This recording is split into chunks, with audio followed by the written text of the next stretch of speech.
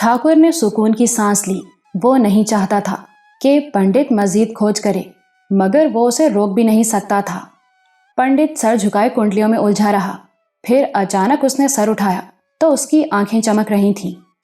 आपकी पत्नी का देहांत 3 वर्ष पहले हुआ था, उसने तारीख तक बताते हुए कहा।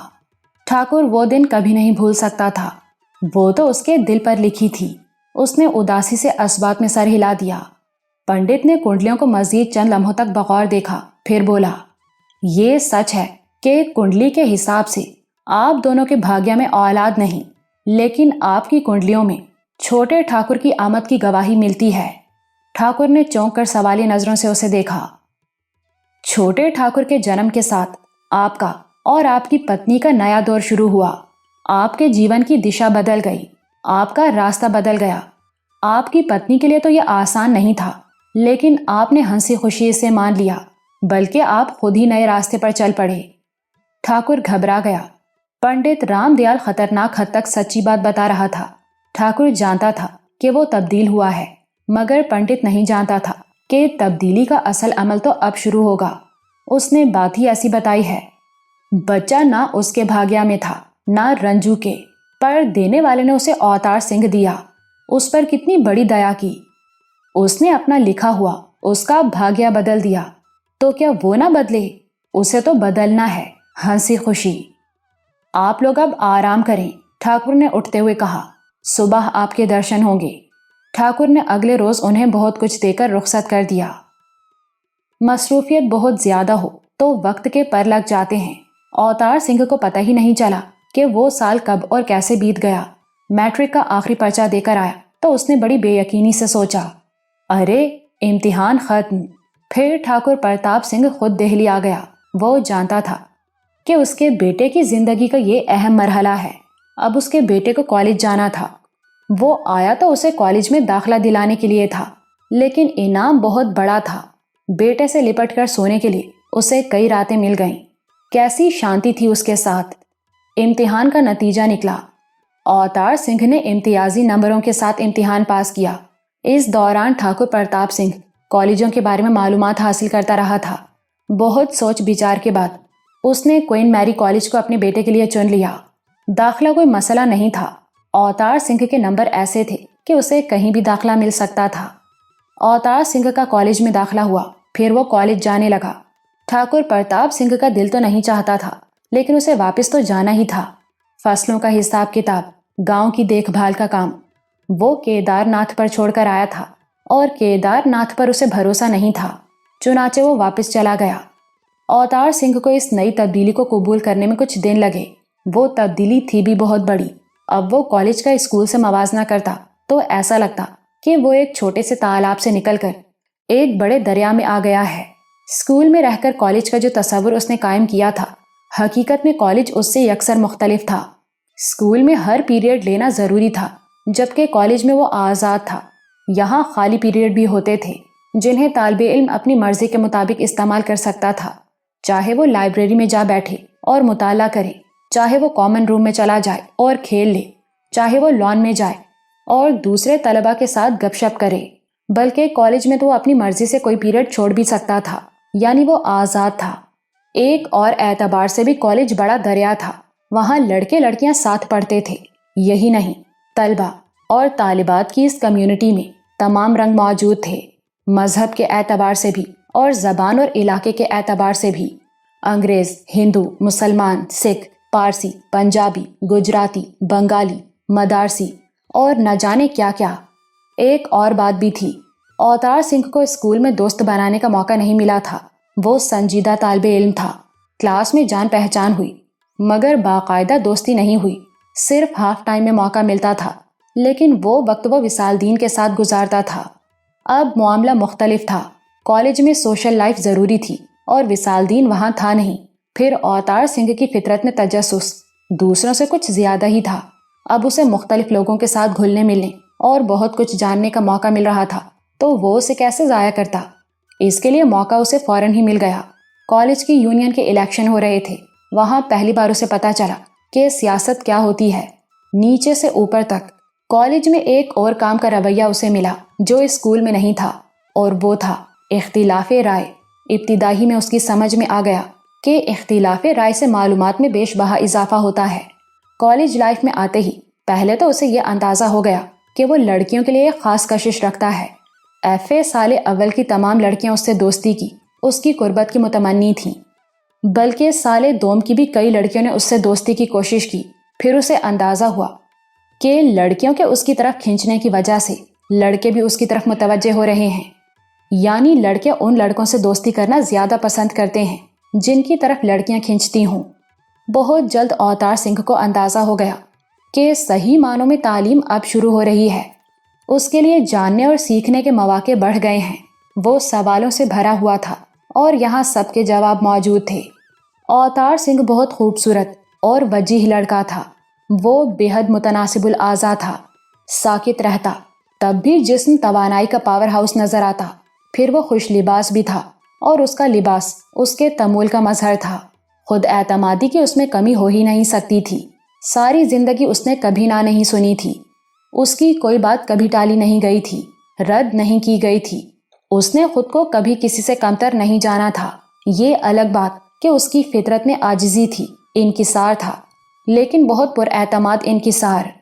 ابتدا میں ہی اس نے دیکھا کہ سب لوگ اس کی دوستی کے خواہاں ہیں، کیا لڑکے کیا لڑکیاں، یعنی اس کے پاس دوست منتخب کرنے کے لیے بڑی ورائٹی تھی، اور وہ کوئی سطحی انداز میں دیکھنے اور سوچنے والا لڑکا نہیں تھا۔ چنانچہ لپکنا تو درکنار، اس نے گرم جوشی تک نہیں دکھائی۔ وہ اپنے دوستوں میں کچھ خوبیاں ضروری سمجھتا تھا اور اس کے لیے پرکھنا ضروری تھا۔ دہلی میں 3 سال گزارنے کے باوجود بنیادی طور پر وہ گاؤں کا لڑکا تھا۔ مطالعہ اس کا وسیع تھا۔ وہ جانتا تھا کہ ہندوستان ایک بہت بڑا ملک ہے۔ وہ ہندوستان کی تاریخ سے خوب واقف تھا، لیکن موجودہ سیاسی منظر سے وہ اتنا باخبر نہیں تھا۔ کالج میں اس کی سمجھ میں بہت کچھ آنے لگا۔ اسے معلوم تھا کہ ہندوستان پر انگریز حکومت کر رہے ہیں، مگر اس سے زیادہ اسے کچھ معلوم نہیں تھا، کیونکہ کورس کی کتابوں میں جنگ آزادی کا تذکرہ نہیں تھا۔ ان میں اسے عذر کہا جاتا تھا، بغاوت، اور وہ جس طبقے سے تعلق رکھتا تھا وہاں انگریزوں کی مذمت نہیں کی جاتی تھی۔ تاہم وہ اپنے طور پر اس بات پر غور کرتا تھا کہ انگریز اتنی دور سے یہاں آئے اور اب اتنے بڑے ملک پر اتنی بڑی آبادی پر حکومت کر رہے ہیں۔ اس کی کیا وجہ ہے؟ یہ کہ اس ملک کے لوگ نااہل ہیں، ان میں اپنا ملک سنبھالنے کی، اسے چلانے کی اہلیت نہیں، اور ان میں غیرت بھی نہیں۔ وہ یہ نہیں سوچتے کہ دوسرے باہر سے اتنی دور سے آئے، ان کے ملک پر قابض ہوئے اور ان پر حکومت کر رہے ہیں۔ اس کے ذہن میں عذر کا تصور بھی مختلف تھا۔ بغاوت؟ کیسی بغاوت؟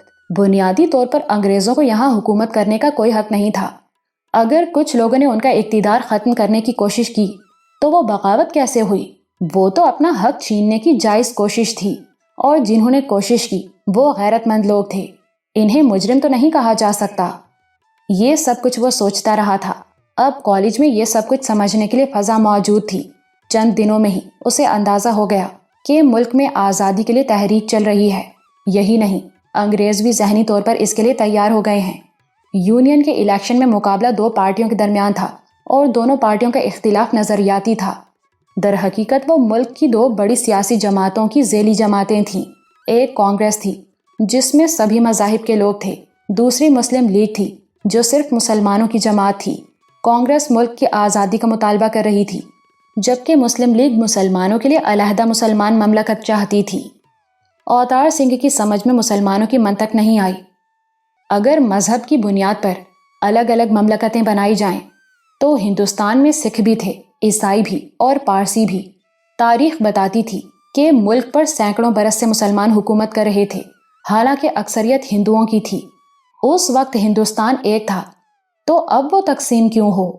دوستی اور تعلقات کے معاملے میں اوتار سنگھ کی کچھ ترجیحات تھیں۔ اسے ذہین، علم دوست اور متجسس لوگ اچھے لگتے تھے۔ اس اعتبار سے اس نے اپنے لیے دوستوں کا انتخاب کیا، اور اس کے دوستوں میں سبھی لوگ تھے، انگریز، ہندو، مسلمان اور سکھ۔ ذہانت، علم کی لگن اور تجسس ان سب کے درمیان قدر مشترک تھا۔ ان سب کے درمیان بہت شدید نظریاتی اختلافات تھے، اور ان کے درمیان تند و تیز بحثیں ہوتی۔ کبھی تو ایسا لگتا کہ اب لڑائی ہو جائے گی، لیکن ذہین، علم دوست اور متجسس لوگوں میں یہ خوبی بھی ہوتی ہے کہ وہ روشن خیال ہوتے ہیں۔ اختلاف اپنی جگہ، لیکن وہ ایک دوسرے کے بہت اچھے دوست تھے۔ कॉलेज यूनियन का इलेक्शन हुआ और कांग्रेस की ज़ेली जमात जीत गई। अवतार सिंह ने उन्हीं को वोट दिया था। इलेक्शन के बाद उस रोज़ वो लॉन में बैठे थे। वजह ये थी कि उनके 2 पीरियड खाली थे। राम गोपाल ने महमूद को छेड़ दिया। देखा तुमने, इस इलेक्शन ने दूध का दूध, पानी का पानी कर दिया। उसने फातिहाना लहजे में महमूद से कहा। इस मुल्क में अक्सरियत होशमंदों की है जो आज़ादी चाहते हैं, मुल्क को तकसीम करना नहीं चाहते। मैं तुमसे इत्तिफाक नहीं करता, महमूद ने धीमे लहजे में जवाब दिया। ये कॉलेज की यूनियन का इलेक्शन था और बस। ओ यार, ये तो वही बात हुई ना कि अंगूर खट्टे हैं, फतह सिंह बोला। ये बात थी तो इलेक्शन क्यों लड़ा तुमने? ये देखने के लिए कि हमारे लोग हमारे इस मौक़िफ़ की तायद करते हैं या नहीं। दूसरे हम राय आमा हमवार करना चाहते हैं। तो तुम्हें पता चल गया कि लोग तुम्हारे साथ नहीं हैं, राम गोपाल ने कहा। इस शिकस्त ने तुम्हारी आंखें खोल दी? हाँ, हमें पता चल गया कि कौम जाग रही है। महमूद का अंदाज अब भी नरम था। कॉलेज में 58 तलबा और तालिबात मुसलमान हैं और हमें 56 वोट मिले। राम गोपाल का मुंह उतर गया। ये तो तंग नजरी है तुम्हारी। 56 वोटों ने तुम्हें जितवा तो नहीं दिया। ये तंग नजरी नहीं, हकीकत पसंदी है। हमें अपनी ताकत का अंदाज़ा होना चाहिए। तब अवतार सिंह ने पहली बार मुदाखलत की। वैसे महमूद, मेरी समझ में तुम लोगों की मंतक नहीं आती। असल मसला आज़ादी है, मुल्क को तकसीम करने की क्या ज़रूरत है? ये फहमो फरासत की बात है। जब एक जंग से काम चल सकता है तो पे दर पे 2 जंगें लड़ने की क्या ज़रूरत है? क्या मतलब? रिचर्ड पार्सन ने भवें उचकाई। भाई, अभी हम आज़ादी के लिए लड़ रहे हैं और आज़ादी के फौरन बाद हमें अलहदगी के लिए लड़ना होगा। तो ये काम अभी क्यों ना कर लें? बुनियादी सवाल ये है कि अलहदगी की ज़रूरत क्यों है? राम गोपाल बोला। ज़रूरत इसलिए है कि हमें अपना दीनी और कौमी तशख़्ख़ुस बरकरार रखना है, महमूद ने जवाब दिया। ये बात समझ में नहीं आती, राम गोपाल ने तमस्खराना लहजे में कहा। तुम्हारा कौमी तशख़्ख़ुस क्या है? यही ना कि तुम हिंदुस्तानी हो? नहीं, हम हिंदुस्तानी मुसलमान हैं। हमारा कौमी तशख़्ख़ुस दीनी तशख़्ख़ुस से जुड़ा हुआ है, महमूद ने मुस्कुराते हुए कहा। हम अगर सिर्फ हिंदुस्तानी रह गए तो गोया हमने अपनी शनाख्त खो दी और ये हम गवारा नहीं कर सकते। तो भाई, इतनी सदियों से जो तुम इसी हिंदुस्तान में रह रहे हो, पहले कभी तुम्हें ये फिक्र नहीं हुई, ना तुम अपनी शनाख्त से महरूम हुए, राम गोपाल ने काटदार लहजे में कहा। कसम वाहे गुरु की रामू, तू तो कुछ समझता ही नहीं। अबे इतनी सदियों ये सिर्फ हुकूमत ही तो करते रहे हैं, ये फिक्र क्यों होती इन्हें? फतह सिंह बोला। ये हुई ना बात, राम गोपाल का लहजा फातिहाना था। जब तक हुकूमत करते रहे ये परेशानी नहीं रही, अब हमारी बारी आई तो दम निकल रहा है इनका। हाँ, यही बात है। अच्छा हुआ कि तुमने खुद ही कह दिया। अवतार सिंह की तवक्को के बरक्स महमूद का लहजा फातिहाना था, वरना वो तो समझा था कि इस दलील के बाद महमूद मुदाफियाना अंदाज इख्तियार करेगा, मगर वो तो इस दलील की तायीद कर रहा था। अब वो सब महमूद को वजाहत तलब नजरों से देख रहे थे। अब जरा इसकी वजह भी तो बताओ कि तुम्हारी हुकूमत आने से पहले ही, तजुर्बा होने से पहले ही मुसलमान अदम तहफ़्फ़ुज़ का शिकार क्यों हो गए? इसे कहते हैं कब्ल अज मर्ग वा वेला, फतह सिंह ने चोट की। और ये ज़रूरी है, वरना बाद में कोई मातम करने वाला भी नहीं मिलता, महमूद ने तुर्की ब तुर्की कहा। भैया, हम ठहरे जाहिल और नासमझ, वजह भी तुम ही बता दो, राम गोपाल ने जलकर कहा। मुसलमानों ने सदियों यहाँ हुकूमत की, मगर हमारा कौमी और मजहबी तशख़्ख़ुस तो खतरे में नहीं पड़ा। हुक्मरानों के मामले में ज़र्फ़, रवादारी और वसीओ नज़री की बड़ी अहमियत होती है।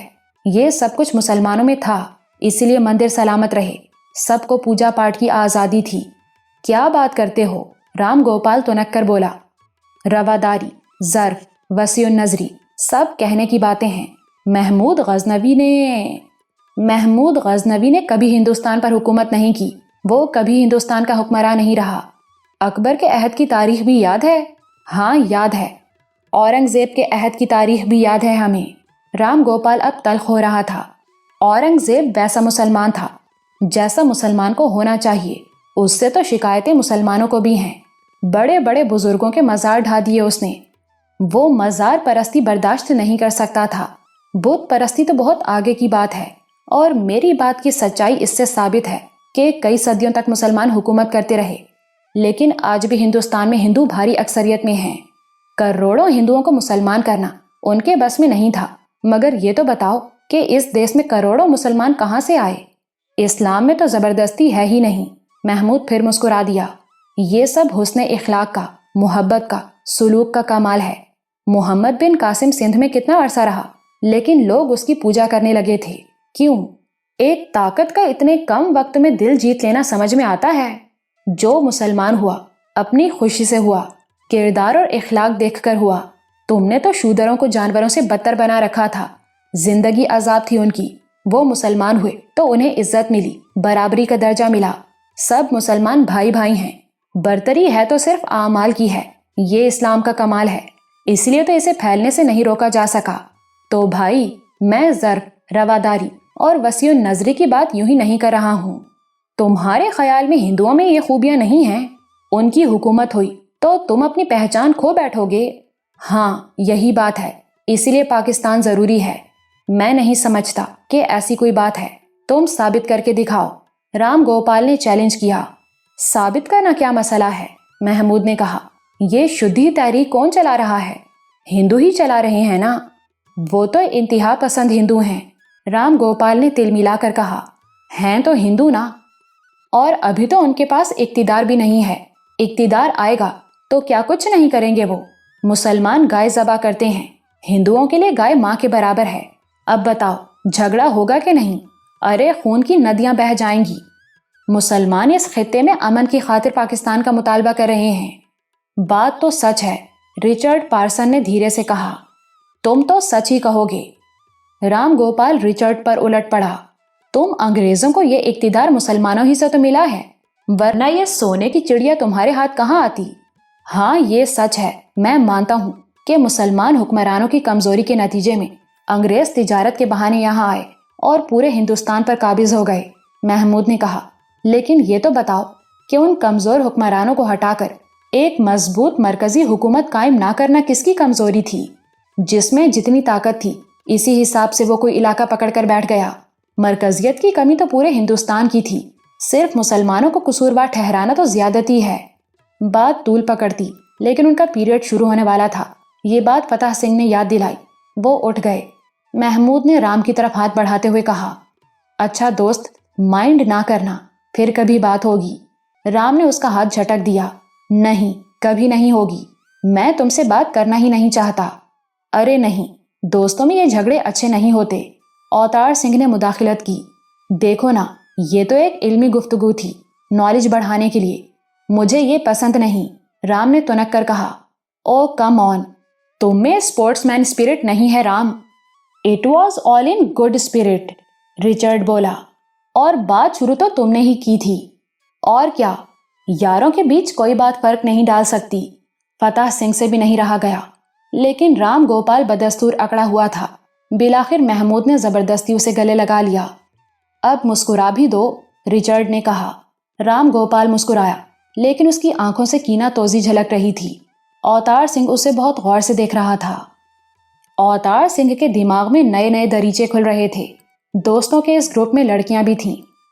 ریٹا پارسن رچرڈ کی بہن تھی، پشپا تھی جو ایک دولت مند ہندو گھرانے سے تھی، نادرا تھی جو ایک پڑھے لکھے اور آزاد خیال مسلمان گھرانے سے تعلق رکھتی تھی۔ تینوں لڑکیاں حسن و جمال میں ایک دوسرے سے بڑھ چڑھ کر تھیں۔ پشپا اور نادرا دوستوں کے اس گروپ میں اس لیے شامل ہو پائیں کہ ان کی ریٹا سے دوستی ہو گئی تھی، اور ریٹا رچرڈ کی بہن تھی۔ تینوں بے حد حسین ہونے کے ساتھ ساتھ بے حد ذہین بھی تھیں اور سوچنے والی بھی تھیں۔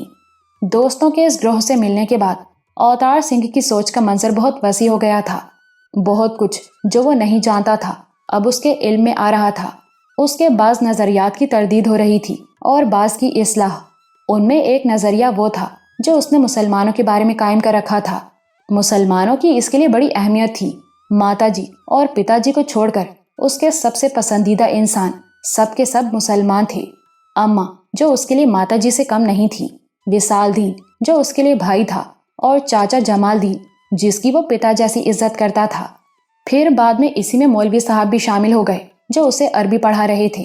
کیسی عجیب بات تھی کہ ماسٹر کانتی پرساد کو اس نے کبھی اس درجے میں شمار نہیں کیا۔ اماں، چاچا اور وصال دین کو وہ اس وقت سے دیکھ رہا تھا جب اس نے ہوش بھی نہیں سنبھالا تھا، اسی لیے وہ سمجھتا تھا کہ مسلمانوں کو وہ بہت اچھی طرح سمجھتا ہے۔ ان کے مزاج سے خوب واقف ہے، اور ان تینوں کے حوالے سے اس نے مسلمانوں کے بارے میں ایک نظریہ قائم کیا تھا۔ وہ سمجھتا تھا کہ مسلمان بہت صلح جو، بہت نرم خو اور بہت منکسر المزاج ہوتے ہیں۔ وہ کم سے کم اظہار کے قائل ہوتے ہیں، اپنی بات پر زور نہیں دیتے، اصرار نہیں کرتے، بحث سے گریز کرتے ہیں، بے حد تابع دار اور ڈرپوک ہوتے ہیں۔ اس نے مسلمانوں کو ایسا ہی دیکھا تھا۔ اماں سب سے زیادہ کھل کر بات کرتی تھیں، مگر بات کرتے کرتے اچانک چپ ہو جاتی، گھبرا کر بات نامکمل چھوڑ دیتی اور پھر کہتی کہ ٹھاکر جی کو پتہ چل گیا تو وہ ان سب کو ختم کرا دیں گے۔ اس کے بعد وہ لاکھ کریدنے کی کوشش کرتا، ان کے منہ سے ایک لفظ بھی نہ نکلتا۔ اور چاچا جمال دین اور ویر جی دونوں ایک سے تھے۔ پتا جی چاچا کی کتنی عزت کرتے تھے، لیکن چاچا کے انداز کی عاجزی وہی رہتی۔ چاچا اور ویر جی میں ایک بات مشترک تھی، دونوں اپنے خیالات کا اظہار کم ہی کرتے تھے۔ ان کا عمومی رویہ یہ تھا کہ جو کہا جاتا اس کے سامنے سر تسلیم خم کر دیتے۔ حالانکہ چاچا جی کا کوئی بات سمجھانے کا طریقہ بے حد سادہ اور حد درجہ دل نشیں تھا۔ اوتار سنگھ کو آج بھی یاد تھا کہ انہوں نے لکڑی کے گھوڑے کو نظر انداز کرنے کے بارے میں اسے کیسے مؤثر انداز میں سمجھایا تھا، اور پھر وہ اس کا گھوڑا بنے تھے، اسے پیٹھ پر بٹھا کر دالان میں دوڑتے رہے تھے۔ اس روز انہوں نے اسے وفاداری کا سبق ایسے دل نشیں انداز میں سکھایا تھا کہ وہ آج تک نہیں بھولا تھا۔ انہوں نے کہا تھا، ہاتھ تھام کر چھوڑتے نہیں چھوٹے ٹھاکر، کچھ چھن جانے کا دکھ بڑا ہوتا ہے۔ اوتار سنگھ کو اس دن کی ایک ایک بات آج بھی یاد تھی۔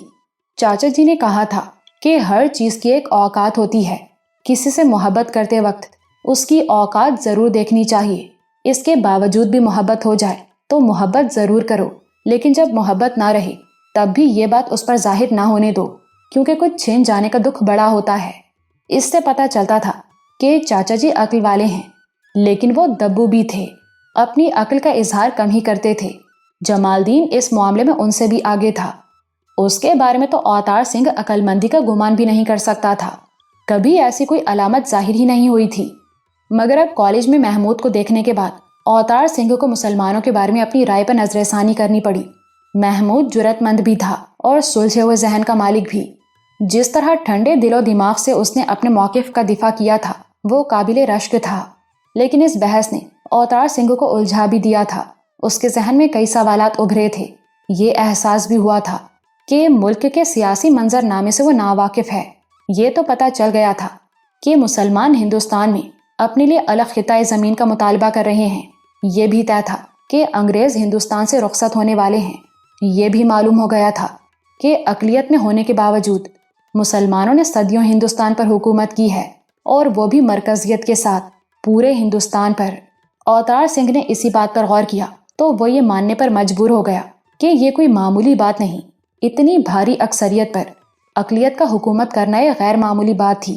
یوں تو انگریز بھی اقلیت میں ہونے کے باوجود مدت سے ہندوستان پر حکومت کر رہے تھے، لیکن ہندوستان کی تاریخ بتاتی تھی کہ مسلمانوں کے دور حکومت میں امن و امان تھا، خوشحالی تھی، لوگوں کو انصاف ملتا تھا، اور طوائف الملوکی پھیلنے سے پہلے رعایا مسلمان حکمرانوں سے محبت کرتی تھی۔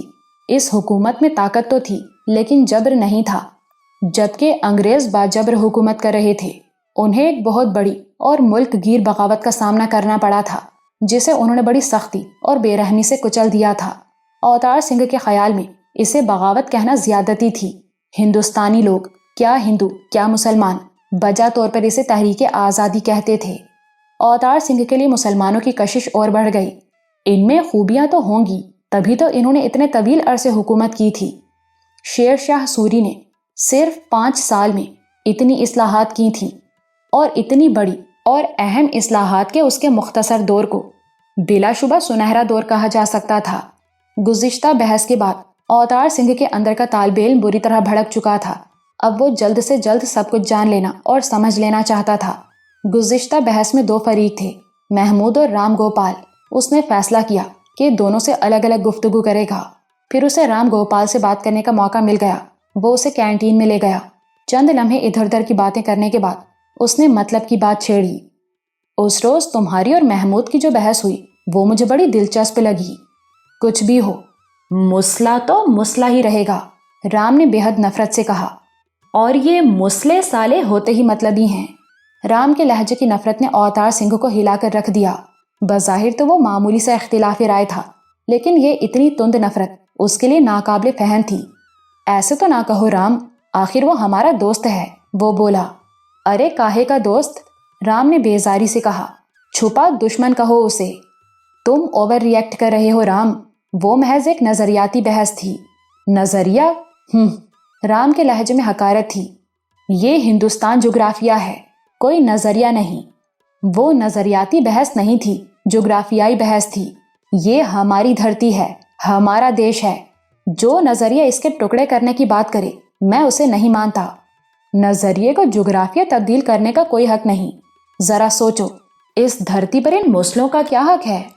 یہ باہر سے آئے اور ہندوستان پر قابض ہو گئے، اکثریت کو غلام بنا لیا، انگریزوں کی طرح۔ میرے خیال میں تو فرق ہے دونوں میں، اوتار سنگھ نے کہا۔ مسلمانوں نے حکومت کی، غلام نہیں بنایا۔ یہاں بہت کچھ کیا انہوں نے، اس ملک کو اپنا وطن بنایا، اس کی ترقی اور خوشحالی کے لیے کوشش کی۔ انگریزوں کا معاملہ اور ہے، وہ یہاں رہ کر بھی برطانیہ کی عظمت کے گن گاتے ہیں، وہ یہاں کی دولت برطانیہ منتقل کرتے ہیں۔ مسلمانوں نے ایسا کچھ نہیں کیا۔ مسلمان بھی یہاں بیٹھ کر اسلام کی عظمت کے گن گاتے ہیں۔ تو یہ تو نظریاتی بحث ہوئی، جغرافیائی نہیں، اوتار سنگھ بولا۔ مسلمانوں نے ہندوستان کو انگریزوں کی طرح بدیش نو آبادی نہیں سمجھا، انہوں نے اپنے عمل سے ثابت کیا کہ وہ اسے اپنا دیش سمجھتے ہیں۔ سمجھنے سے یہ ان کا دیش ہوگا نہیں، رام گوپال نے کڑوے لہجے میں کہا۔ اب انگریز یہاں سے جانے والے ہیں، دیش آزاد ہوگا اور یہاں وہ لوگ حکومت کریں گے جن کا حق ہے۔ ان مسلوں کی ہوا خراب ہو رہی ہے تو صرف اسی وجہ سے، یہ ہماری حکومت میں رعایا بن کر نہیں رہنا چاہتے۔ اوتار سنگھ نے دل میں اس بات کی معقولیت کو تسلیم کیا، مگر وہ اپنے ڈر کی وجہ بھی تو بیان کرتے ہیں۔ ڈر ان کا سچا ہے، رام گوپال مسکرایا۔ اب ہماری باری ہے اور ہم ان سے گن گن کر بدلے لیں گے۔ انہوں نے صدیوں ہم پر حکومت کی اور ہمیں دبا کر رکھا، اب ہماری باری ہے۔ یہ تو سمے کا چکر ہے۔ تو اب وہ ڈرتے کیوں ہیں؟ جو انہوں نے کیا اب انہیں سہنا ہوگا۔ اور یہ شدھی تحریک کیا ہے؟ اس کی بنیاد اس پر ہے کہ ہندوستان میں صرف ہندوؤں کو رہنا ہے، یہ دھرتی ہندوؤں کی ہے، تو مسلمانوں کی بہتری کے لیے انہیں شدھی کیا جا رہا ہے تاکہ وہ اس دھرتی پر رہ سکیں۔ شدھی کیا جا رہا ہے کا مطلب ہندو بنایا جا رہا ہے انہیں۔ رام گوپال بڑی بے رحمی سے ہنسا۔ ہندو بنائے نہیں جاتا، ہم خالص لوگ ہیں، ماں کے پیٹ سے ہندو پیدا ہوتے ہیں۔ ان مسلمانوں میں یہ تصور نہیں، اس لیے شودروں کو بھی مسلمان بنا لیتے ہیں اور برابری کا درجہ دیتے ہیں۔ اوتار سنگھ اس بات پر غور کرنا چاہتا تھا مگر اس وقت اتنی مہلت نہیں تھی۔ اس نے سوچا اس پر بعد میں غور کرے گا۔ تو ہندو نہیں بنایا جا سکتا انہیں، پھر شدھی کرنے کا کیا مطلب ہوا؟ یہ ایک مرحلہ ہے، وہ مسلمان نہیں رہتے اور شودر جیسے ہو جاتے ہیں۔ ہاں، اگلے جنم میں وہ ہندو پیدا ہوں گے۔ اوتار سنگھ کو اندازہ ہو گیا کہ خود رام گوپال کو بھی پوری معلومات نہیں ہے، تاہم اس نے بات آگے بڑھائی۔ یہ تو ظلم ہے، زیادتی ہے۔ ہرگز نہیں، ذرا سوچو تو، ہم تو اپنے ہندوؤں کو دوبارہ ان کے دھرم میں واپس لانے کی کوشش کر رہے ہیں، مگر شدھی تو مسلمانوں کو کہا جا رہا ہے۔ اوتار سنگھ الجھنے لگا۔ وہ مسلمان جو پہلے ہندو تھے، ارے مسلمان آئے تو ان کی تعداد ہی کیا تھی؟ انہوں نے زور زبردستی سے ہندوؤں کو مسلمان بنایا، ورنہ آج مسلمانوں کی اتنی بڑی تعداد کیسے ہوتی؟ اوتار سنگھ کے لیے یہ بات بھی قابل غور تھی، لیکن ابھی وقت نہیں تھا۔ تو تمہارے خیال میں شدھی تحریک جائز ہے؟ اس نے رام گوپال سے پوچھا۔ بالکل، مگر اس دن تم کہہ رہے تھے کہ وہ انتہا پسند ہندوؤں کی تحریک ہے۔ ایک طرح سے تم نے اس سے بے تعلقی ظاہر کی تھی۔ ارے یار، اسے ڈپلومیسی کہتے ہیں۔ رام گوپال آنکھ مارتے ہوئے مسکرایا۔ ورنہ ہر ہندو انتہا پسند ہے۔ پھر وہ ایک دم سنجیدہ ہو گیا۔ اس دھرتی پر بڑے پاپ کیے ہیں ان مسلموں نے، اب یہ سب کچھ نہیں ہوگا، ہم گاؤ ماتا کی رکشا کریں گے۔ بات ختم ہو گئی کیونکہ ان کا پیریڈ شروع ہونے والا تھا۔ اس گفتگو سے اوتار سنگھ نے یہ نتیجہ اخذ کیا کہ رام گوپال تنگ نظر بھی ہے اور مکار بھی، لیکن بہرحال وہ فرد تھا، ضروری نہیں کہ ہندوؤں کی اکثریت ایسی ہی ہو، آخر وہ خود بھی تو ہندو ہی تھا۔ لیکن نہیں، اس نے سوچا، میرا معاملہ مختلف ہے، میں بتوں کو نہیں پوجتا، میں انہیں مانتا بھی نہیں، میں تو اس مہان ہستی کی کھوج میں ہوں جس نے یہ دنیا بنائی، اس کا مربوط نظام قائم کیا۔ اس کے بعد کافی دنوں تک اسے محمود سے تنہائی میں گفتگو کا موقع نہیں ملا، تاہم اس دوران اس نے متعدد ہندو طلبہ سے بات کی۔ ان کا نقطۂ نظر بالکل وہی تھا جو رام گوپال کا تھا۔ اس بات نے اسے بہت کچھ سوچنے پر مجبور کر دیا۔ پارسن فیملی طویل عرصے سے ہندوستان میں تھی۔ رچرڈ اور ریٹا یہیں پیدا ہوئے تھے۔ دونوں میں صرف 1 سال کا فرق تھا۔ یہی وجہ تھی کہ زیادہ تر لوگ انہیں جڑواں بہن بھائی سمجھتے تھے۔ جیمز پارسن دہلی کی انتظامیہ میں ایک کلیدی عہدے پر فائز تھے۔ دونوں بچوں کو تعلیم کے لیے انہوں نے نینی تال بھجوا دیا تھا جہاں وہ پڑھتے تھے۔ وہ ایک بڑا کانوینٹ اسکول تھا۔ وہاں اکثریت انگریزوں کی تھی لیکن مسلمان اور ہندو بھی بہرحال موجود تھے۔ رچرڈ اور ریٹا دونوں کو ہندوستان بہت پرکشش لگتا تھا۔ ہندوستان کی رنگا رنگ ثقافت ان کے لیے مسحور کن تھی۔ انہیں یہاں کی زبان میں بھی شروع ہی سے دلچسپی تھی۔ یہ دلچسپی ہی کی بات تھی کہ انہوں نے ادھر ادھر سے سیکھ سمجھ کر اردو میں اچھی خاصی استعداد بنا لی تھی۔ اسکول میں عام طور پر انگریز بچوں کا رویہ ایسا تھا کہ وہ بس ایک دوسرے سے ہی تعلق رکھتے تھے۔ ویسے بھی ان کی اکثریت تھی۔ یہ کہا جائے تو غلط نہ ہوگا کہ ہندوستانی بچے سب سے الگ تھلگ ایک دوسرے کے ساتھ رہتے تھے، مگر کچھ بچے ایسے بھی تھے جو فطرت کے اعتبار سے گھلنے ملنے والے تھے۔ وہ انگریز بچوں کی طرف بڑھتے تھے، مگر رچرڈ اور ریٹا کے سوا ان کی حوصلہ افزائی کرنے والا کوئی نہیں تھا۔ رچرڈ اور ریٹا کے لیے اپنے ہم نسلوں سے بڑھ کر ان میں کشش تھی اور ان سے وہ بہت کچھ سیکھتے تھے۔ ان کی معلومات میں اضافہ ہوتا تھا۔ پھر یہی نہیں، انہیں جب بھی موقع ملتا وہ اسکول سے نکلتے اور مقامی لوگوں میں گھلتے ملتے۔ انہوں نے دیکھ لیا کہ مقامی لوگ بہت سادہ اور ملنسار ہیں۔ دونوں بہن بھائیوں کو ہندوستان سے گہری دلچسپی تھی۔ وہ ہندوستان اور ہندوستانیوں کے بارے میں سوچتے تھے۔ ان کا مشاہدہ بھی بہت اچھا تھا۔ انہوں نے دیکھا تھا کہ چند اکا دکا افراد کو چھوڑ کر ہندوستانیوں میں ایک اجتماعی احساس کمتری تھا۔ یہ فطری تھا۔ وہ باہر سے آنے والے اور خود سے ہر اعتبار سے مختلف انگریزوں کی رعایا تھے۔ کچھ انگریزوں کا حد سے بڑھا ہوا احساس برتری بھی ان کے احساس کمتری کو اور بڑھا دیتا تھا۔ بہرحال رچرڈ اور ریٹا نے اسکول میں بھی خود کو اپنے ہم نسلوں تک محدود نہیں کیا، بلکہ انہوں نے ہندوستانیوں سے بھی دوستی کی۔ اسکول کی تعلیم مکمل ہوئی تو جیمز پارسن نے انہیں دہلی واپس بلانے کا فیصلہ کیا۔ حالانکہ وہ نینی تال میں مزید پڑھ سکتے تھے، لیکن ایک تو وہ اور الزبتھ اپنے بچوں کو بہت زیادہ مس کرنے لگے تھے، اور دوسرے سیاسی صورتحال بہت تیزی سے بدل رہی تھی۔ انگریزوں کا ہندوستان سے رخصت ہونا اب نوشتہ دیوار تھا۔ جیمز پارسن کے بس میں ہوتا تو وہ ابھی انگلینڈ واپس چلا جاتا۔ ایسے میں وہ کم از کم یہ تو کر سکتا تھا کہ اپنے بچوں کو اپنے پاس واپس بلا لے تاکہ انگلینڈ واپسی کا فیصلہ ہو تو کوئی پیچیدگی نہ ہو۔ دہلی بڑا شہر تھا، وہاں انگریزوں کی اپنی سوشل لائف تھی۔ اب بچے جوانی کی سرحد میں قدم رکھ چکے تھے۔ چنانچہ جیمز اور الزبتھ نے انہیں کلب لے جانا شروع کیا اور انہیں ان کے ہم نسلوں سے متعارف کرانے لگے۔ لیکن رچرڈ اور ریٹا کو کلب میں کوئی دلچسپی نہیں تھی۔ ریٹا بالخصوص پیدائشی رومانٹک تھی۔ اس کی جمالیاتی حس بڑی توانا تھی۔ وہ نازک طبع، نازک خیال اور آرٹسٹک تھی۔ وہ اتنی رومان پرست تھی کہ بچپن ہی سے اس نے اپنا ایک آئیڈیل بنا رکھا تھا۔ اس کے خوابوں کا ایک شہزادہ تھا جس کی وہ راہ تکتی تھی۔ کلب میں لوگوں نے جس طرح اس کی پذیرائی کی وہ اسے اچھا نہیں لگا۔ جبلی طور پر ہر عورت بلہوس نگاہوں کو پہچان لیتی ہے۔ وہ تو پھر ایسی لڑکی تھی جسے مشرقیت اچھی لگتی تھی اور وہ رومان پسند بھی تھی۔ چنانچہ وہ کلب سے بیزار ہو گئی۔ کالج کا سلسلہ شروع ہوا تو وہ خوش تھی۔ کالج میں نئے دوست ہوں گے، نئی دلچسپیاں ہوں گی، اچھا وقت گزرے گا، اور کون جانے۔ لیکن ابتدا میں اسے بڑی مایوسی ہوئی۔ کالج میں ہندوستانیوں کی تعداد نسبتاً زیادہ تھی، مگر حیرت انگیز بات یہ تھی کہ نینی تال کے مقابلے میں یہاں ہندوستانیوں کا احساس کمتری بڑھا ہوا تھا، اور جو لوگ اس سے محفوظ تھے وہ انگریزوں کو غاصب سمجھتے تھے۔ یہاں دوست بنانا زیادہ دشوار ہو گیا۔ ریٹا حیرت سے سوچتی، جذباتی اعتبار سے یہ لوگ کتنے متوازن لوگ ہیں۔ یا تو احساس کمتری میں مبتلا ہوں گے یا اپنے بدیسی حکمرانوں کے ہر ہم نسل سے نفرت کریں گے، جیسے وہ بھی اپنے ہم نسلوں کے ساتھ شریک استحصال ہو، جیسے وہ بھی ان کے جرم حکمرانی میں برابر کا شریک ہو۔ مگر پھر دھیرے دھیرے رچرڈ کے دوستوں کا ایک حلقہ بن گیا، اور اس حلقے میں ہر رنگ موجود تھا۔ قدرتی طور پر وہ ریٹا کا حلقہ بھی تھا۔ اس میں پشپا، نادرا اور امرتا بھی تھیں، اور محمود، رام گوپال، اوتار سنگھ اور فتح سنگھ بھی تھے۔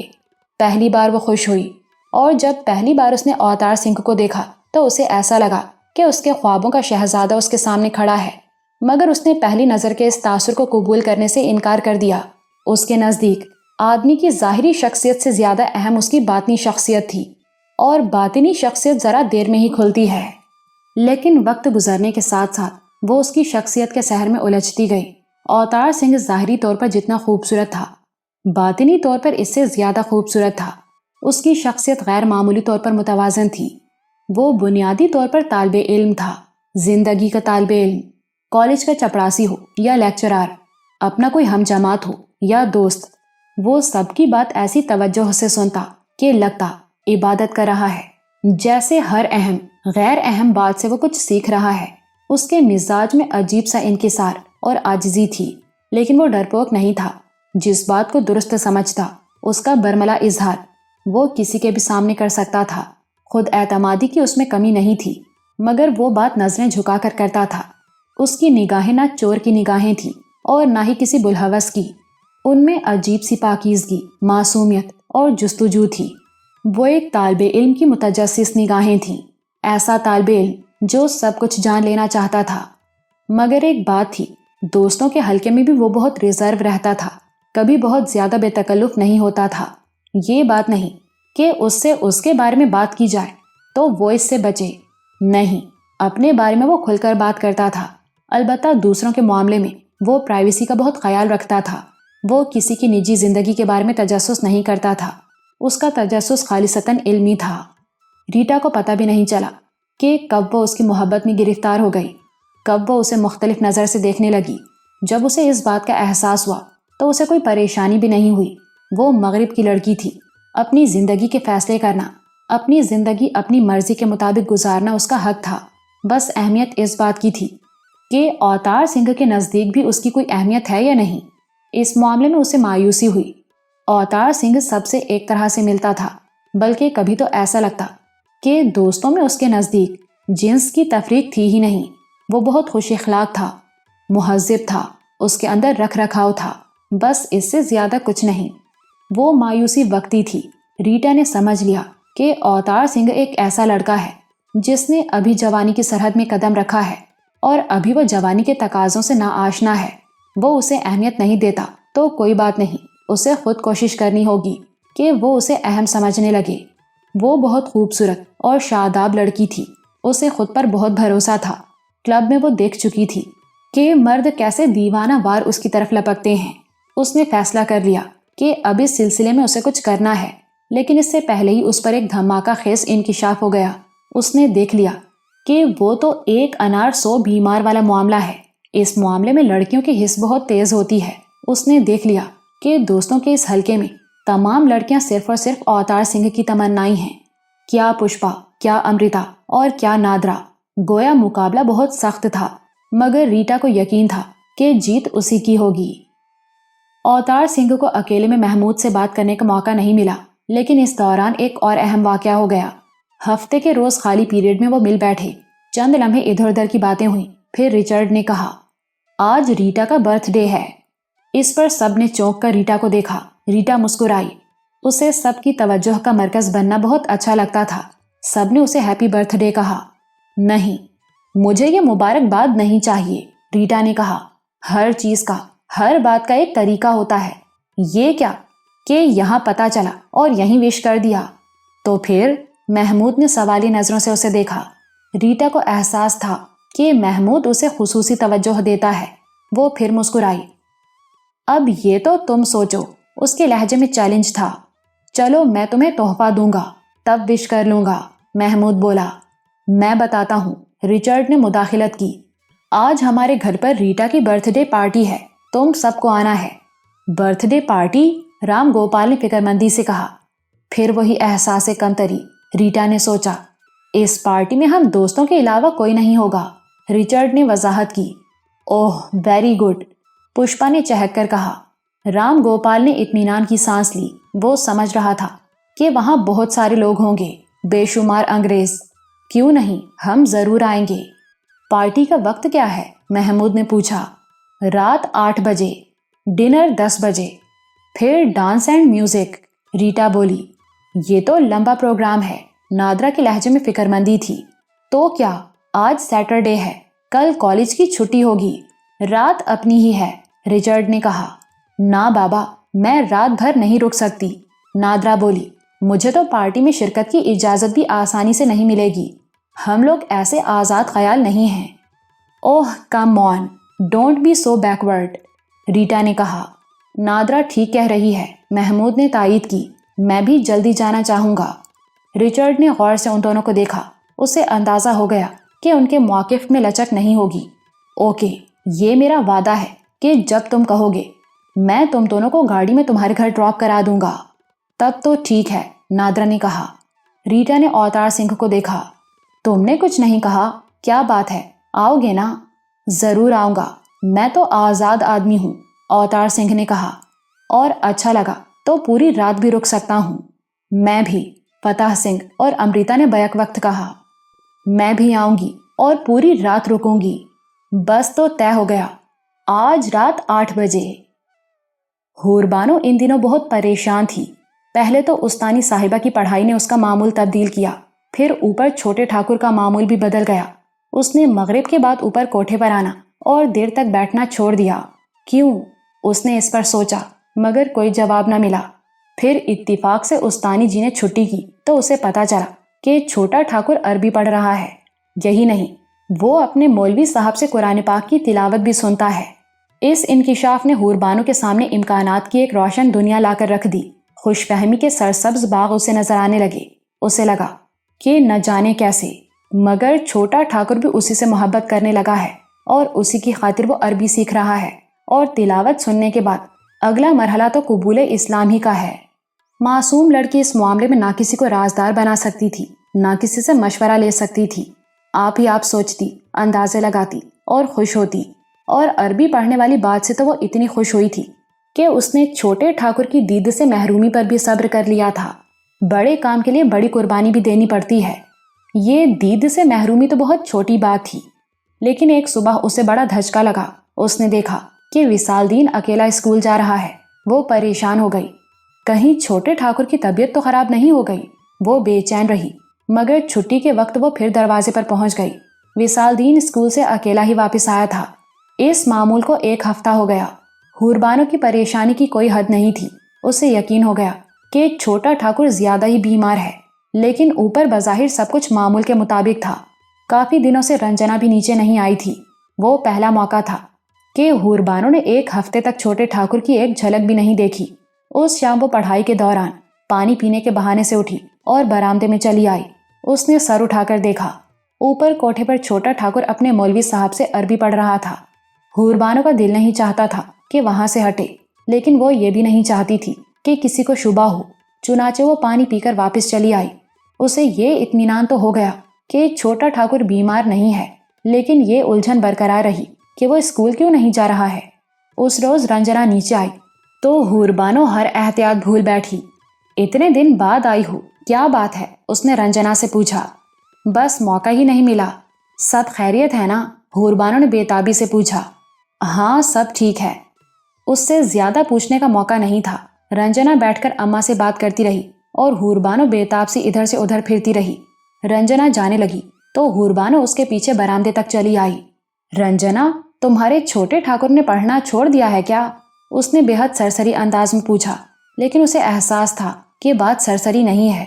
رنجنا بہت بری طرح چونکی، پھر بولی، لو، انہیں تو پڑھنے کے سوا کچھ کام ہی نہیں ہے، ہر وقت پڑھتے ہی رہتے ہیں۔ تو گھر پر ہی پڑھتے ہیں؟ اسکول چھوڑ دیا کیا؟ نہیں تو روز جاتے ہیں، رنجنا نے کہا، پھر بہت غور سے اسے دیکھا۔ پر تم نے یہ کیسے سوچ لیا؟ حور بانو چور سی ہو گئی، مگر اب پیچھے بھی نہیں ہٹ سکتی تھی۔ آقا میاں کہہ رہے تھے کہ اب وصال دین اسکول اکیلا جاتا ہے۔ ارے ہاں، وہ چھوٹے ٹھاکر تو پاس ہو گئے نا۔ اچانک رنجنا کو خیال آیا، اب وہ اسکول نہیں، وہ کیا کہتے ہیں، ماسٹر جی بتا رہے تھے، ہاں کالج، اب چھوٹے ٹھاکر کالج جاتے ہیں۔ یہ کالج کیا ہوتا ہے؟ حور بانو نے مزید ٹٹولا۔ ماسٹر جی کہہ رہے تھے بڑا اسکول ہوتا ہے، بہت بڑا، رنجنا نے دونوں ہاتھ آخری حد تک پھیلاتے ہوئے بتایا۔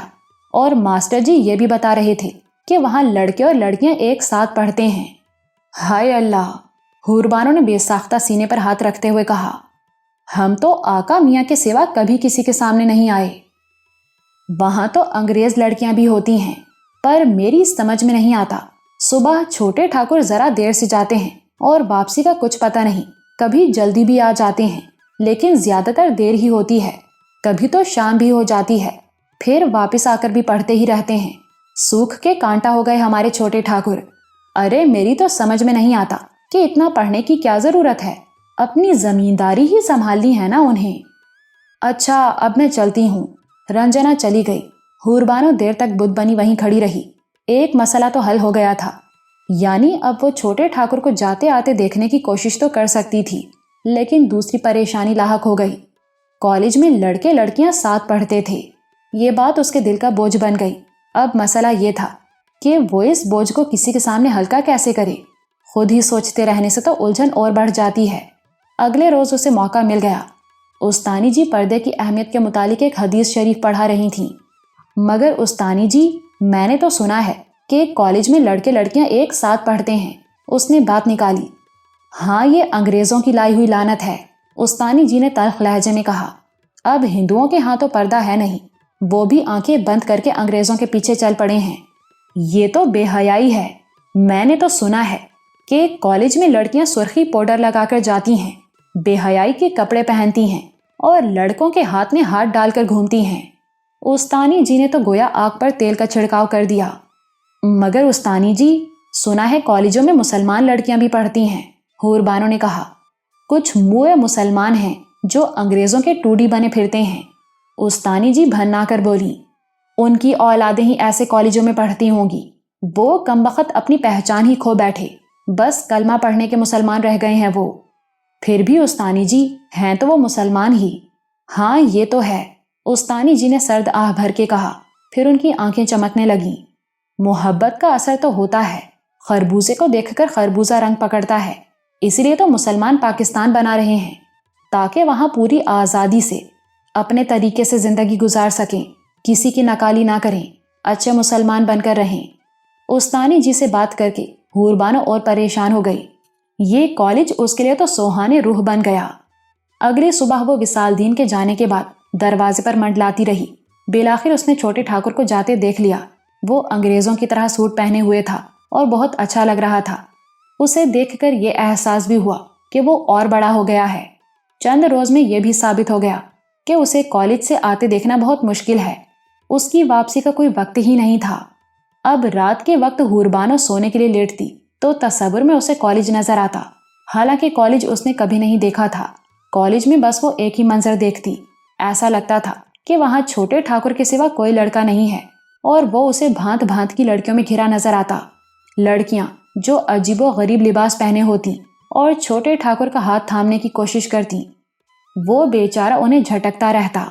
لیکن تصور سے ہٹ کر جب وہ سوچتی تو خوفزدہ ہو جاتی۔ وہ سوچتی کہ چھوٹا ٹھاکر کتنا ہی اچھا سہی ہے تو انسان، کب تک ان لڑکیوں سے بچے گا، جبکہ وہ لڑکیاں تو ہیں ہی بے حیا، اور چھوٹا ٹھاکر لاکھوں میں ایک ہے۔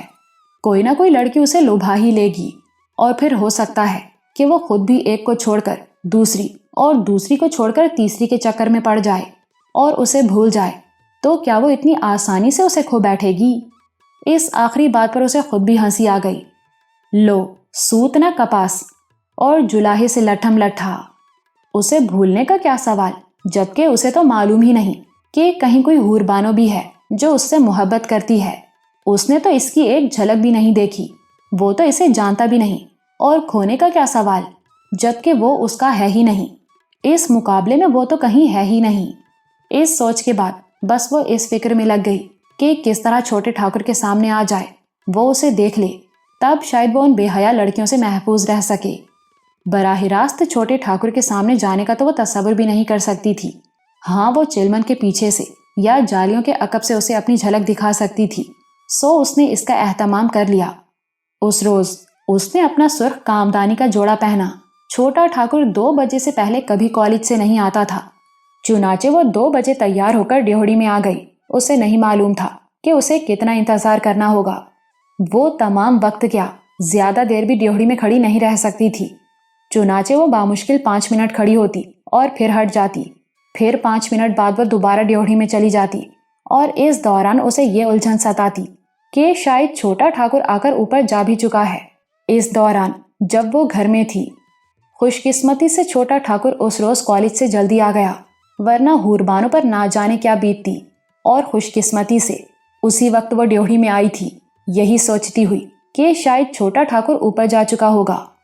آتے ہوئے چھوٹے ٹھاکر کی پہلی جھلک دیکھی تو ہوربانو کا دل سینے میں یوں دھڑ دھڑ آیا جیسے پسلیاں توڑ کر باہر نکل آئے گا، اور سانسیں اتنی تیز ہوئیں کہ ان کے شور سے اسے خود بھی گھبراہٹ ہونے لگی۔ اس کا جسم یوں سنسنا رہا تھا جیسے رگ رگ میں کوئی برقی رو دوڑ رہی ہو۔ اس کے ہاتھ پاؤں کیا، پورا جسم کانپ رہا تھا۔ چھوٹے ٹھاکر کو آتے جاتے اس نے بارہا دیکھا تھا، مگر اس کا یہ حال پہلے کبھی نہیں ہوا تھا۔ وجہ یہ تھی کہ آج جو کرنے کا اس نے ارادہ کیا تھا وہ پہلے کبھی سوچا تک نہیں تھا۔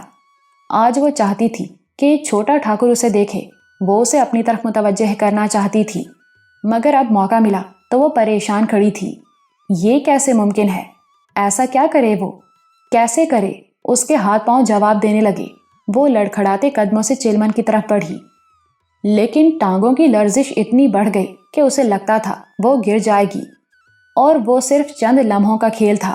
اس موقع کی طوالت نہ ہونے کے برابر تھی، اور اختصار ایسا تھا کہ مشکل سے 4 بار پلکیں جھپکی جا سکتی تھیں۔ چھوٹا ٹھاکر دور سے آتا دکھائی دے رہا تھا، اور وہ بید مجنوں کی طرح لرزاں تھی۔ اس کا دماغ سائیں سائیں کر رہا تھا، وہ قریب تر ہوتا جا رہا تھا، اور اب ایک پل کی بات تھی، پل گزرتا اور وہ آگے نکل جاتا۔ ہوربانو سوچ رہی تھی کہ کیا کرے، وہ گنگ تھی، ہونٹ سوکھ گئے تھے۔ اس نے آواز نکالنے کی کوشش کی، مگر آواز ندارت تھی، اور وہ پل نکلنے ہی والا تھا۔ اس نے بھرپور بولنے کی کوشش کی اور اسے پھندا لگ گیا۔ چھوٹے ٹھاکر نے آواز سن کر نظر اٹھائی، لیکن پوری طرح اٹھنے سے پہلے ہی اس کی نظر جھک گئی، اور پھر وہ آگے نکل گیا۔ ہوربانو کی مایوسی کی کوئی حد نہیں تھی۔ اس نے دیکھ لیا تھا کہ چھوٹے ٹھاکر کی نظر اضطراری طور پر اٹھ رہی تھی، مگر درمیان میں ہی اس نے خود پر قابو پا لیا تھا اور نظر جھکا لی تھی۔ معصوم لڑکی نہیں جانتی تھی کہ وہ نظر بھر کر دیکھ لیتا تو کبھی اسے نہ دیکھ پاتا۔ باہر دھوپ تھی اور اندر اندھیرا، پھر درمیان میں چلمن۔ ایسے میں چھوٹے ٹھاکر کو متحرک سرخ رنگ کے سوا کیا نظر آ سکتا تھا؟ اس رات وہ بستر پر لیٹی یہی کچھ سوچتی رہی۔ وہ منظر اس کے تصور میں بار بار آتا، چھوٹے ٹھاکر کا اضطراری طور پر نظر اٹھانا اور فوراً ہی ٹھٹک کر نظر جھکا لینا۔ اچانک اس کے ذہن میں روشنی کا جھماکا سا ہوا۔ ارے یہ تو اس نے سوچا ہی نہیں، یہ تو چھوٹے ٹھاکر کی شناخت کا ثبوت ہے۔ وہ تو نگاہ سنبھالنے والا آدمی ہے۔ اس رویے سے اندازہ لگایا جا سکتا ہے کہ کالج میں وہ کس طرح رہتا ہوگا۔ ہوربانو کے دل کو ایک اطمینان سا ہو گیا، لیکن محبت میں خطرے کا احساس بہت توانا ہوتا ہے۔ اس کا سکون محض وقتی تھا۔ بعد میں اس نے مختلف انداز میں سوچا تو بے سکون ہو گئی۔ وہ تو چلمن کے پیچھے تھی۔ چھوٹے ٹھاکر نے اٹھتی نظر پر قابو پا لیا، لیکن کالج میں تو بے حجاب لڑکیاں دھڑ سے اس کے سامنے آ جاتی ہوں گی، تب تو نظر جھکتے جھکتے بھی پڑ ہی جاتی ہوگی۔ اور پھر یہ معمول ہو تو کیا کوئی ہر وقت بار بار نظریں جھکاتا رہے گا؟ نہیں، یہ تو ممکن نہیں۔ کچھ بھی ہو، ہوربانو نے یہ تسلیم کر لیا کہ اس کے پاس اس کا کوئی توڑ نہیں۔ وہ کچھ بھی کر لے، کبھی چھوٹے ٹھاکر کے سامنے نہیں آ سکے گی۔ اور اسے ایک اور خیال آیا۔ اس نے وجود کی پوری سچائی کے ساتھ اس پر سوچا۔ یہ حقیقت تھی، بہت بڑی سچائی تھی کہ اس محبت میں اس کا کوئی اختیار نہیں تھا۔ یہ اس نے کی نہیں تھی، اسے خود بخود ہوئی تھی۔ اس میں اس کے ارادے کا کوئی دخل نہیں تھا۔ تو یہ محبت اللہ نے اس کے دل میں ڈالی تھی۔ تب اسے یہ سوچ کر شرمندگی ہوئی کہ چھوٹے ٹھاکر کے سامنے آنے کی، خود کو دکھانے کی کوشش اس کی اپنی تھی۔ یہی نہیں، اس کا ارادہ اور اس کی کوشش اللہ کے حکم سے متصادم تھی۔ اسے ایسا نہیں کرنا چاہیے، اور وہ خود کو چھوٹے ٹھاکر کو دکھا دے تب بھی اس بات کی ضمانت نہیں کہ چھوٹا ٹھاکر کالج میں بے پردہ لڑکیوں کے شر سے محفوظ رہے گا۔ یہ ضمانت تو وہی دے سکتا ہے جس نے اس کے دل میں چھوٹے ٹھاکر کی محبت ڈالی ہے۔ وہ اس سلسلے میں کچھ نہیں کر سکتی۔ اس سوچ کے بعد بس یہ ہوا کہ وہ کئی دن تک اللہ سے توبہ کرتی رہی۔ پھر اس کے دل کو سکون ہو گیا۔ جس نے اس کے دل میں وہ محبت ڈالی ہے وہی جانے، وہی فیصلہ کرنے والا ہے۔ اب اسے کچھ نہیں کرنا، جو ہو سو ہو۔ پارٹی میں شریک ہونے کے لیے وہ سبھی ٹھیک وقت پر پہنچے۔ سب سے پہلے آنے والا محمود تھا، اور امرتا سب سے آخر میں آئی تھی۔ اوتار سنگھ سب سے زیادہ پر اعتماد تھا، ورنہ اس کے علاوہ سبھی کو یہ خیال تھا کہ وہاں بہت سے انگریز مہمان ہوں گے۔ بلکہ وہ تو ریٹا اور ریچرڈ کے والدین کا سامنا کرتے ہوئے بھی احساس کمتری میں مبتلا ہو رہے تھے۔ جبکہ اوتار سنگھ کو اس سے غرض نہیں تھی کہ وہاں کون کون ہوگا، لیکن وہاں پہنچ کر ان سب کے دل خوش ہو گئے۔ اس پارٹی میں سوائے ان لوگوں کے کوئی اور شریک نہیں ہو رہا تھا۔ ریچرڈ کے ممی اور ڈیڈی بھی گھر میں موجود نہیں تھے۔ وہاں نوکروں کے سوا کوئی نہیں تھا۔ ان سب کی جھجک دور ہو گئی، وہ پرسکون اور خوش نظر آنے لگے۔ پھر بھی ایک پھانس دلوں میں چبھ رہی تھی، مسٹر اور مسز پارسن نہ جانے کب آ جائیں۔ اوتار سنگھ ان سب کی اس کیفیت کو سمجھ رہا تھا اور ان کے اندر چھپے احساس کمتری سے تو پہلے ہی واقف تھا، اور وہ اس پر غور کرتا رہتا تھا۔ پھر وہ پھانس بھی نکل گئی۔ تمہارے ممی ڈیڈی کہاں گئے ہیں؟ امرتا نے ریٹا سے پوچھا۔ کلب گئے ہیں، ریٹا نے جواب دیا۔ واپس کب آئیں گے؟ نادرا نے سوال اٹھایا۔ آج سیٹرڈے نائٹ ہے، ریٹا مسکرائی۔ آدھی رات کے بعد ہی واپسی ہوگی۔ اجتماعی طور پر سکون کی سانس لی گئی۔ تو کیک کاٹنے کے لیے تم ان کا انتظار کرو گی؟ فتح سنگھ نے پوچھا۔ ارے نہیں یو سلی، ریٹا نے آنکھیں نکالی۔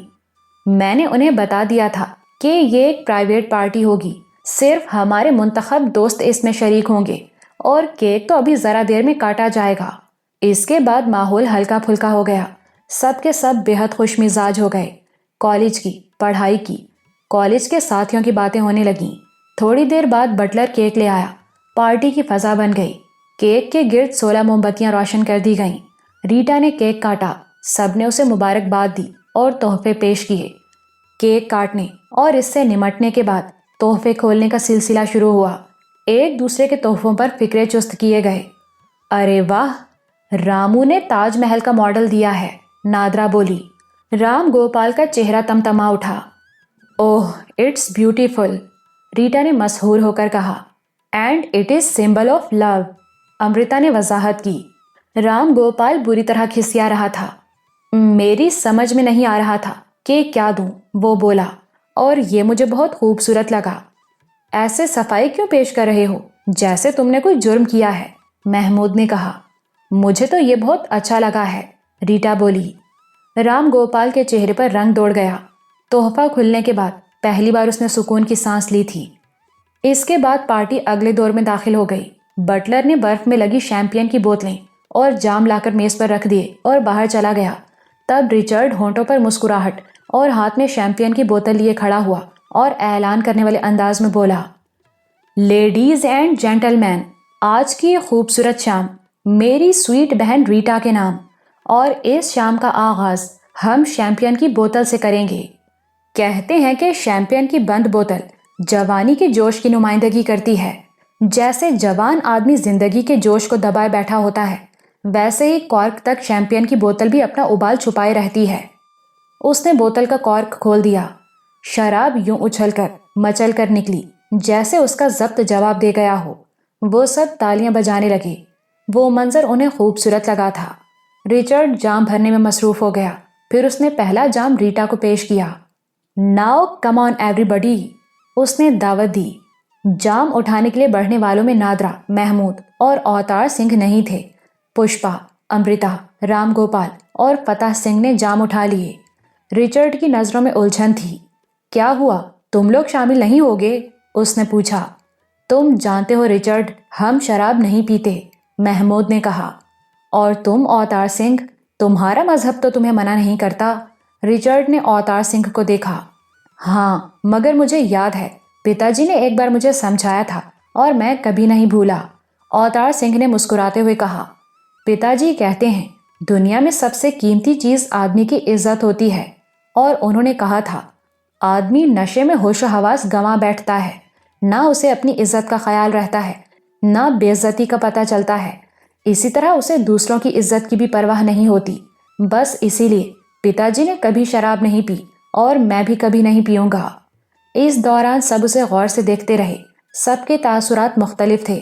پشپا، امرتا، رام گوپال اور فتح سنگھ کی نگاہوں میں استہزا تھا۔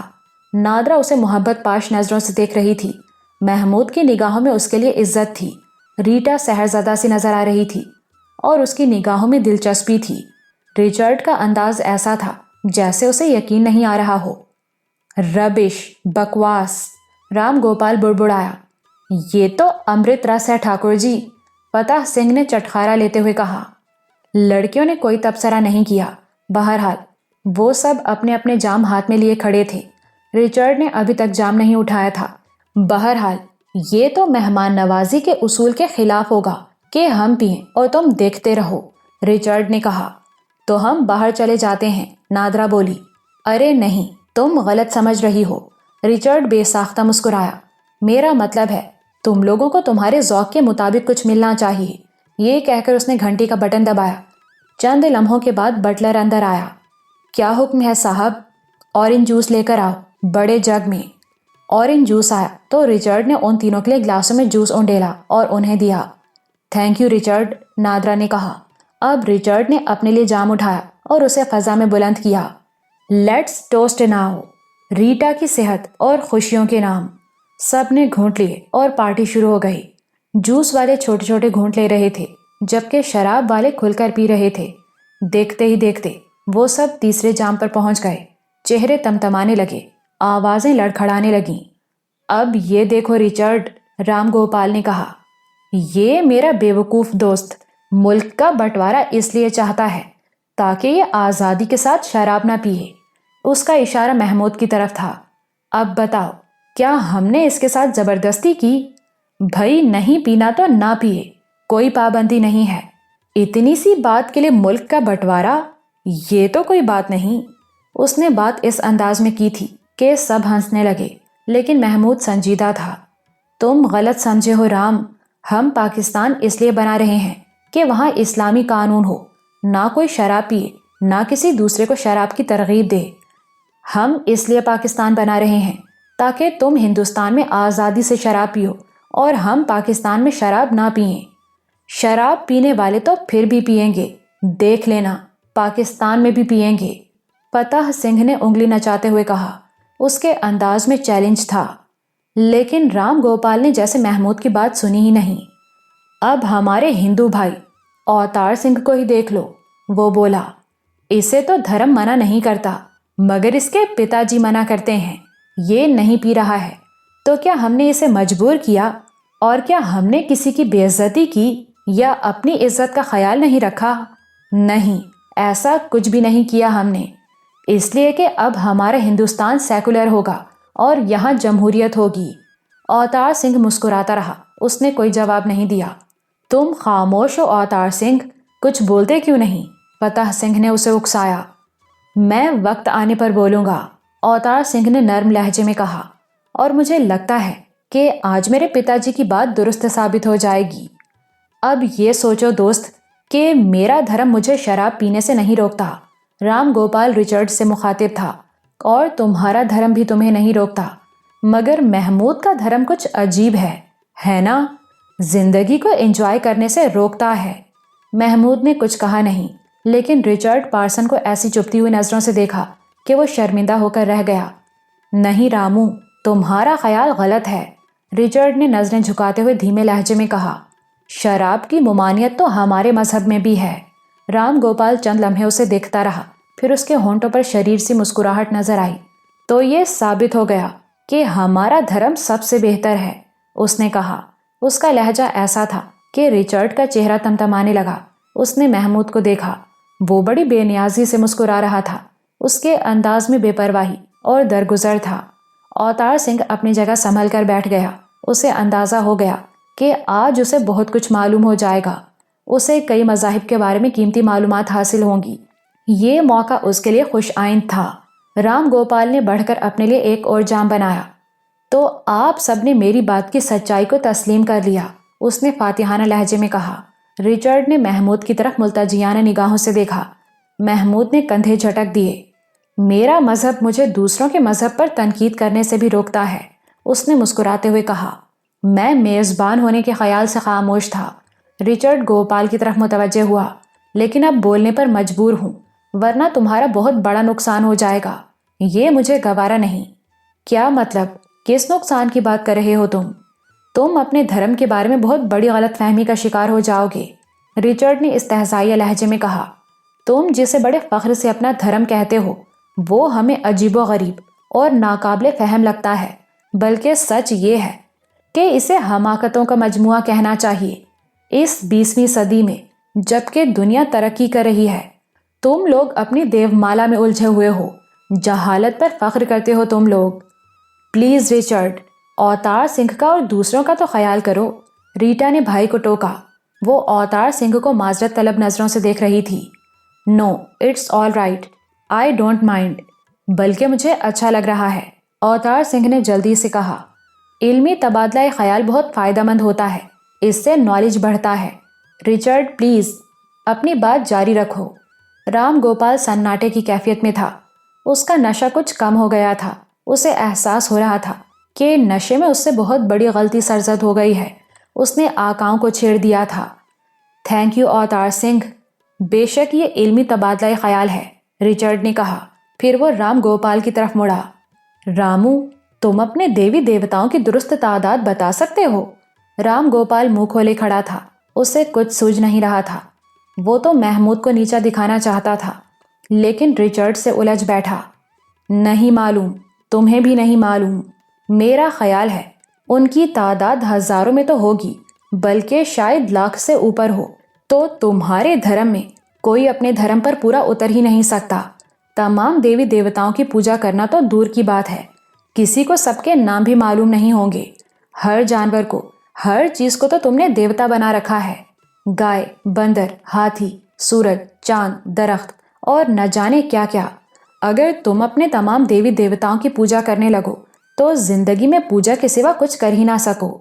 گندگی اور غلاظت کا یہ عالم ہے کہ گائے کے گوبر اور پیشاب کو تم مقدس کہتے ہو۔ میں نے تو سنا ہے کہ پی بھی لیتے ہو، شراب کی کیا بات کرتے ہو؟ اور جہالت کا یہ عالم ہے کہ بیواؤں کو ان کے شوہر کی لاش کے ساتھ زندہ جلا دیتے ہو۔ علم کے فروغ کی صدی میں تم اس جہالت کو دھرم کہتے ہو؟ اس دور میں بھی تم لوگ زندہ انسانوں کو دیوی دیوتاؤں کی بھیٹ چڑھا دیتے ہو۔ تم غار کے زمانے کی طرح جی رہے ہو اور تمہیں درست اور غلط کا احساس ہی نہیں۔ ریچرڈ خاموش ہو گیا۔ دیر تک خاموشی رہی، کوئی کچھ نہیں بولا۔ اوتار سنگھ سوچ رہا تھا، جو کچھ ریچرڈ نے کہا تھا وہی سب کچھ وہ سوچتا رہا تھا۔ اب ریچرڈ نے کہہ دیا تھا اور کسی کے پاس اس کا جواب نہیں تھا، اور یہاں اس کے سامنے دو مذاہب آئے تھے، دو مختلف طرز عمل۔ ریچرڈ کرسچن تھا۔ اس نے اعتراف کیا کہ اس کا مذہب شراب کو ممنوع قرار دیتا ہے، لیکن وہ شراب پیتا ہے۔ دوسری طرف محمود تھا، مسلمان۔ اس کا مذہب بھی شراب کو منع کرتا ہے اور وہ اس کی پابندی بھی کرتا ہے، اور اس نے کہا کہ اس کا مذہب اسے دوسروں کے مذہب پر تنقید سے روکتا ہے۔ یہ ہوئی نا رواداری، اور اس کے نتیجے میں انسان تحمل سیکھتا ہے۔ اس سے اوتار سنگھ اپنے دھرم سے پوری طرح بیزار ہو گیا، لیکن اب اسے دوسرے مذاہب کو سمجھنا تھا۔ یہ کیا باتیں لے بیٹھے تم لوگ؟ اچانک ریٹا نے خاموشی کو توڑا۔ تمہیں یہ احساس بھی نہیں کہ یہ میری برتھ ڈے پارٹی ہے؟ سوری ریٹا، رام گوپال نے جلدی سے کہا۔ کسی کی دل آزاری ہوئی ہو تو میں اس کے لیے معافی چاہتا ہوں، ریچرڈ نے نرم لہجے میں کہا۔ لیکن یہ سچ ہے کہ کسی پر اٹیک کرنا بہت آسان ہوتا ہے اور مشتعل ہونے کے بعد تحمل برقرار رکھنا بہت مشکل۔ بہرحال جو ہوا اسے بھول جائیں، آفٹر آل ہم سب دوست ہیں۔ چلیں اب پارٹی شروع کرتے ہیں۔ ریچرڈ کونے میں رکھے گراموفون کی طرف گیا اور ایک ریکارڈ منتخب کر کے لگا دیا۔ کمرے میں مدھر موسیقی کی آواز بھر گئی۔ ریچرڈ ریٹا کی طرف بڑھا اور ہاتھ پھیلاتے ہوئے بولا، کم آن ڈیئر، لیٹس ڈانس۔ وہ دونوں ناچنے لگے۔ باقی سب لوگ انہیں دیکھ رہے تھے، لیکن ان میں لڑکیاں نہیں تھیں۔ وہ سب چوری چوری، چپکے چپکے اوتار سنگھ کو دیکھ رہی تھیں۔ ان کی آنکھوں میں اس کی قربت کے خواب تھے۔ ریکارڈ ختم ہوا تو ریچرڈ اور ریٹا الگ ہو گئے۔ ریچرڈ ریکارڈ تبدیل کرنے کے لیے گراموفون کی طرف بڑھ گیا۔ ریٹا اوتار سنگھ کی طرف چلی آئی۔ آؤ میرے ساتھ رقص کرو، اس نے کہا۔ اوتار سنگھ گڑبڑا گیا۔ لیکن مجھے تو رقص کرنا نہیں آتا۔ او کم آن، کچھ ایسا مشکل بھی نہیں، میں سکھا دوں گی۔ اس دوران دوسرا ریکارڈ بجنے لگا تھا۔ ریٹا اوتار سنگھ کا ہاتھ تھام کر کھلی جگہ کی طرف چل دی۔ دوسری طرف ریچرڈ پشپا سے رقص کی درخواست کر رہا تھا۔ میں اور ریٹا آج تم سب کو ناچنا سکھا دیں گے، اس نے مسکراتے ہوئے کہا۔ اب ایک کی جگہ دو جوڑے میدان میں تھے۔ ریٹا نے اوتار سنگھ کا ہاتھ پکڑ کر اپنی کمر پر رکھا۔ دوسرا ہاتھ بھی لاؤ اور مجھے اس طرح تھام لو، اس نے کہا۔ اوتار سنگھ نے جھجکتے جھجکتے اس کی ہدایت کی تعمیل کی۔ ریٹا نے اپنے دونوں ہاتھ اس کے کندھوں پر رکھ دیے۔ اب موو کرو، ایسے اس نے اسٹیپ لے کر دکھائے۔ اوتار سنگھ کو چند لمحوں میں اندازہ ہو گیا کہ ڈانس کرنا کچھ مشکل نہیں ہے۔ یہ الگ بات کہ رقص کرنا اسے اچھا نہیں لگ رہا تھا۔ وہ بس مروتاً ریٹا کا ساتھ دے رہا تھا کیونکہ وہ اس کی خوشی خراب نہیں کرنا چاہتا تھا، لیکن وہ لمحے بڑے بھرپور تھے۔ اس درجہ نسوانی قربت کا وہ تجربہ اس کے لیے نیا تھا۔ ذرا سی دیر میں وہ بے حد مختلف اور متضاد کیفیات سے گزر گیا۔ بنیادی طور پر بہرحال وہ 17 سال کا جوان لڑکا تھا۔ نسوانی لمس کا وہ پہلا تجربہ اپنی ابتدا میں اس کے لیے بے حد سنسنی خیز تھا۔ اس کا پورا وجود مرتعش ہو گیا تھا۔ ریٹا بے حد حسین لڑکی تھی، قد میں اس سے تھوڑی سی کم۔ ان کے چہروں کے درمیان بہت تھوڑا فاصلہ تھا اور ریٹا اس کی آنکھوں میں جھانک رہی تھی۔ قربت کے ابتدائی لمحوں میں وہ مسحور ہو گیا، اسے اچھا لگ رہا تھا، لیکن پھر اچانک اس کی سماعت میں وہ نسوانی آواز گونجی جس کی وجہ سے اس نے عربی پڑھنی شروع کی تھی۔ وہ آواز جسے سن کر اسے آواز والی سے محبت ہو گئی تھی۔ اس پر اسے محبت کا خیال آیا، محبت جس کی اسے کب سے جستجو تھی۔ پھر اسے محبت کے بارے میں اپنے اسکول کے اردو کے استاد کی گفتگو یاد آئی۔ وہ ابتدائی سحر ایک سے زیادہ مرحلوں میں ٹوٹا تھا۔ سب سے پہلے تو اس لڑکی کی آواز نے اسے احساس دلایا کہ وہ اس کی پاکیزہ محبت ہے۔ اس لمحے اسے احساس ہوا کہ بہت عرصے سے اس نے وہ آواز بھی نہیں سنی اور آواز والی کے بارے میں سوچا بھی نہیں۔ اس کے باوجود وہ محبت ابھی تک ویسی ہی تازہ اور توانا ہے، بلکہ سماعت میں وہ آواز ابھری تو اس کا دل ویسے ہی دھڑکا جیسے اس آواز کو پہلی بار سن کر دھڑکا تھا، اور قربت کا وہ سحر ٹوٹ گیا جس نے چند لمحوں میں اسے اسیر کر لیا تھا۔ اور اچانک اسے ریٹا پارسن بری لگنے لگی۔ اس کے لباس سے اسے کراہیت آنے لگی۔ پھر اسے خوشی ہوئی کہ اس کی پہلی محبت سچی ثابت ہوئی ہے۔ آزمائش کے ان لمحوں میں سرخرو ہوئی ہے۔ جسمانی قربت اپنی جگہ ایک بڑی سچائی سہی، لیکن وہ پاکیزہ آواز جس کے الفاظ تک کو وہ نہیں سمجھ سکتا، مفہوم تک سے ناواقف ہے، آج بھی اتنی ہی اثر انگیز ہے کہ اس سچائی کی بدصورتی کا احساس دلا سکتی ہے، اسے رد اور بےمانی کر سکتی ہے۔ اس کی محبت اردو کے استاد کی بیان کردہ تعریف پر پوری اتری تھی۔ وہ محبت ہی تھی، ہوس نہیں، بلکہ اس نے تو ہوس کے امکان کو بھی باطل کر دیا تھا۔ اس کے ہاتھ وہیں رہے جہاں تھے، لیکن اس کی نگاہوں کا تاثر بدل گیا۔ ریٹا نے بھی وہ تبدیلی دیکھ لی، لیکن وہ جس کیفیت میں تھی اس میں اس تبدیلی کی معنویت کو وہ نہیں سمجھ سکی۔ اسے تو آج پہلی بار اظہار محبت کا موقع ملا تھا، وہ اسے گنوا نہیں سکتی تھی۔ کیوں اوتار سنگھ، تمہیں یہ اچانک کیا ہو گیا؟ اس نے سرگوشی میں اوتار سنگھ سے پوچھا۔ کچھ نہیں، مجھے کیا ہوگا؟ نہیں، تم اچانک دور سے ہو گئے۔ یہ دراصل تمہارے لباس اچھا نہیں لگا مجھے۔ اوہ، مجھے تمہاری یہ بات اچھی لگی، آئندہ میں… ریٹا کچھ اور بھی کہتی، مگر اسی لمحے ریکارڈ ختم ہو گیا۔ اچانک خاموشی کی وجہ سے وہ کہتے کہتے رک گئی۔ اوتار سنگھ نے اپنے ہاتھ اس کی کمر سے ہٹا لیے، لیکن ریٹا نے اس کے دونوں ہاتھ تھام لیے۔ اتنی جلدی کیا ہے اوتار سنگھ؟ آج میرا برتھ ڈے ہے، ابھی تو میرے ساتھ رہو اور کچھ دیر۔ اس کے لہجے میں التجا تھی۔ اسی لمحے رام گوپال ان کی طرف چلا آیا۔ May I have the honor؟ ریٹا نے اوتار سنگھ کے ہاتھ اور مضبوطی سے پکڑ لیے۔ You will have to wait for some time۔ اس نے رام گوپال سے کہا۔ Please don't mind۔ Ram Gopal کا چہرہ کھسیاہٹ سے سیاہ ہو گیا۔ چند لمحے وہ وہیں ساکت کھڑا رہا، پھر پلٹ گیا۔ اسی وقت ریچرڈ نے دوسرا ریکارڈر لگا دیا۔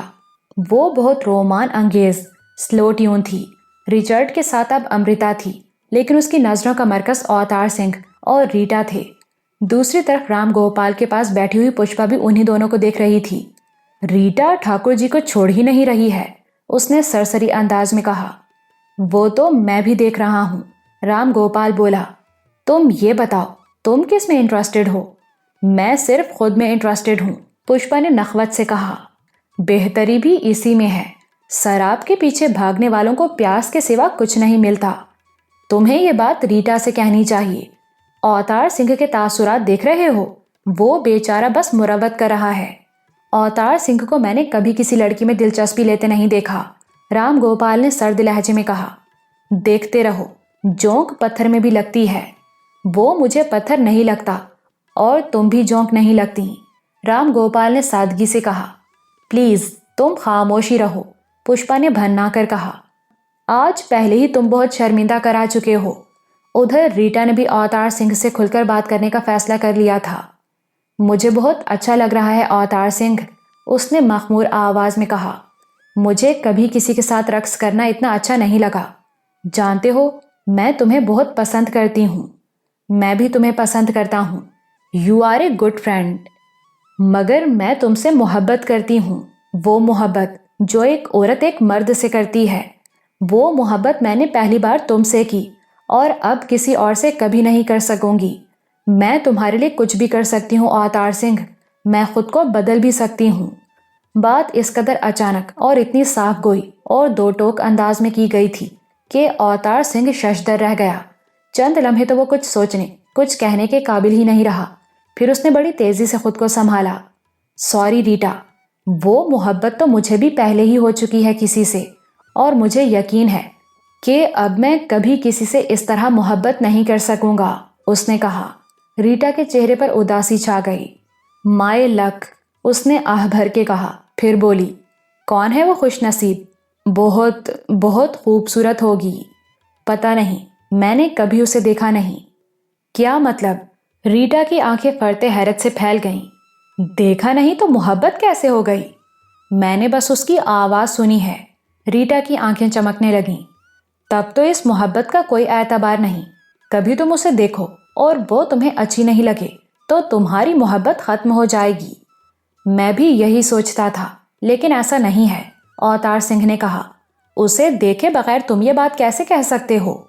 میں حسن پرست ہوں، خوبصورتی ہر روپ میں مجھے اچھی لگتی ہے، اسی لیے مجھے شبہ ہوتا تھا کہ اگر وہ خوبصورت نہ ہوئی تو میری محبت ختم ہو جائے گی۔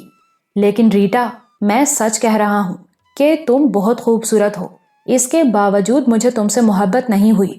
تو میں نے سمجھ لیا کہ محبت میں کوئی شرط نہیں ہوتی، وہ تو بس ہو جاتی ہے، اور ہو گئی۔ اب تو مجھے اس کی آواز سنے ہوئے بھی عرصہ ہو گیا، لیکن وہ آواز اب بھی میری سماعت میں گونجتی ہے، اور اسے سن کر میری اب بھی وہی کیفیت ہوتی ہے۔ یہ بات نہ ہوتی تو آج میں تمہاری محبت کا جواب محبت سے دیتا۔ تم بہت عجیب، بہت انوکھے آدمی ہو اوتار سنگھ۔ اور ریٹا، اصل میں تو محبت میں کسی اور سے کرنا چاہتا تھا، اوتار سنگھ نے گہری سانس لے کر کہا۔ بہت برسوں سے میں اس دنیا کے نظام پر غور کر رہا ہوں۔ میں نے بہت پہلے سمجھ لیا تھا کہ کوئی کامل قوت ہے جس نے یہ سب کچھ بنایا اور مکمل سسٹم کے ساتھ یہ نظام ترتیب دیا۔ وہ قوت والی ہستی واحد ہے، مطلق العنان، اس جیسا کوئی اور ہو ہی نہیں سکتا۔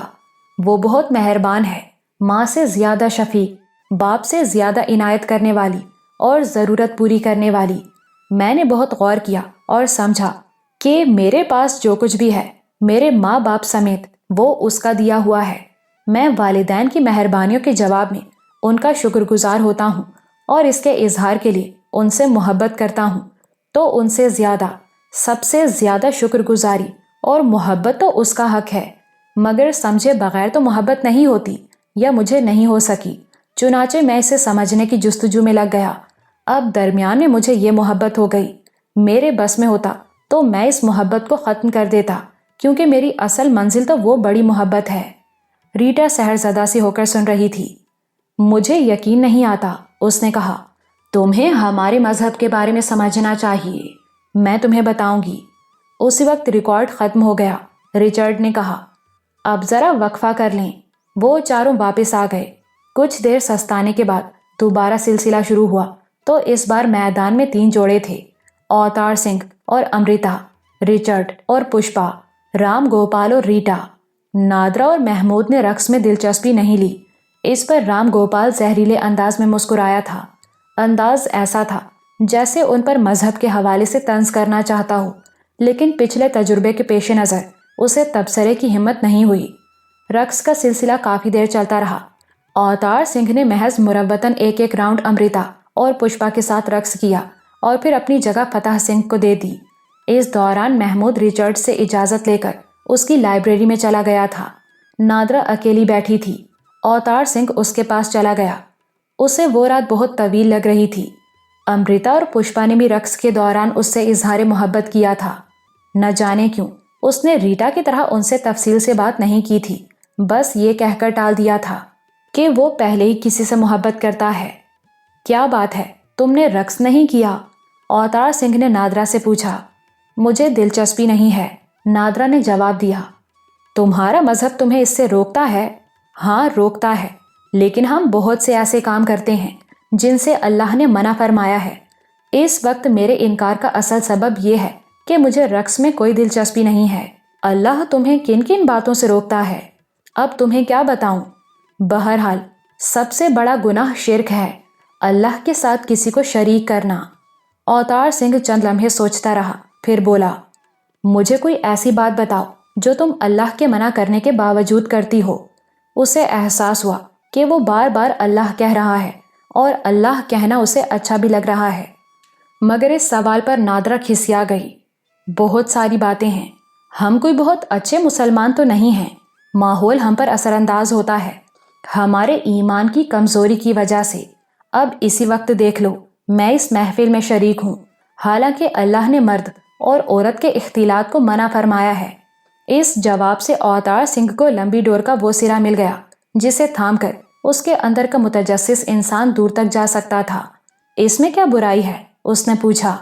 عورت اور مرد جتنا قریب ہوں گے، بے حیائی اور گناہ کا امکان یقین کی حد تک بڑھ جائے گا، مگر دونوں کے درمیان کشش تو قدرتی ہے، فطری ہے۔ اوتار سنگھ نے اعتراض کیا، اس کا ذہن الجھ رہا تھا۔ اس کے لیے شادی ہے، شادی گناہ اور بے حیائی کا راستہ بند کر دیتی ہے۔ اور محبت کے بارے میں تمہارا مذہب کیا کہتا ہے؟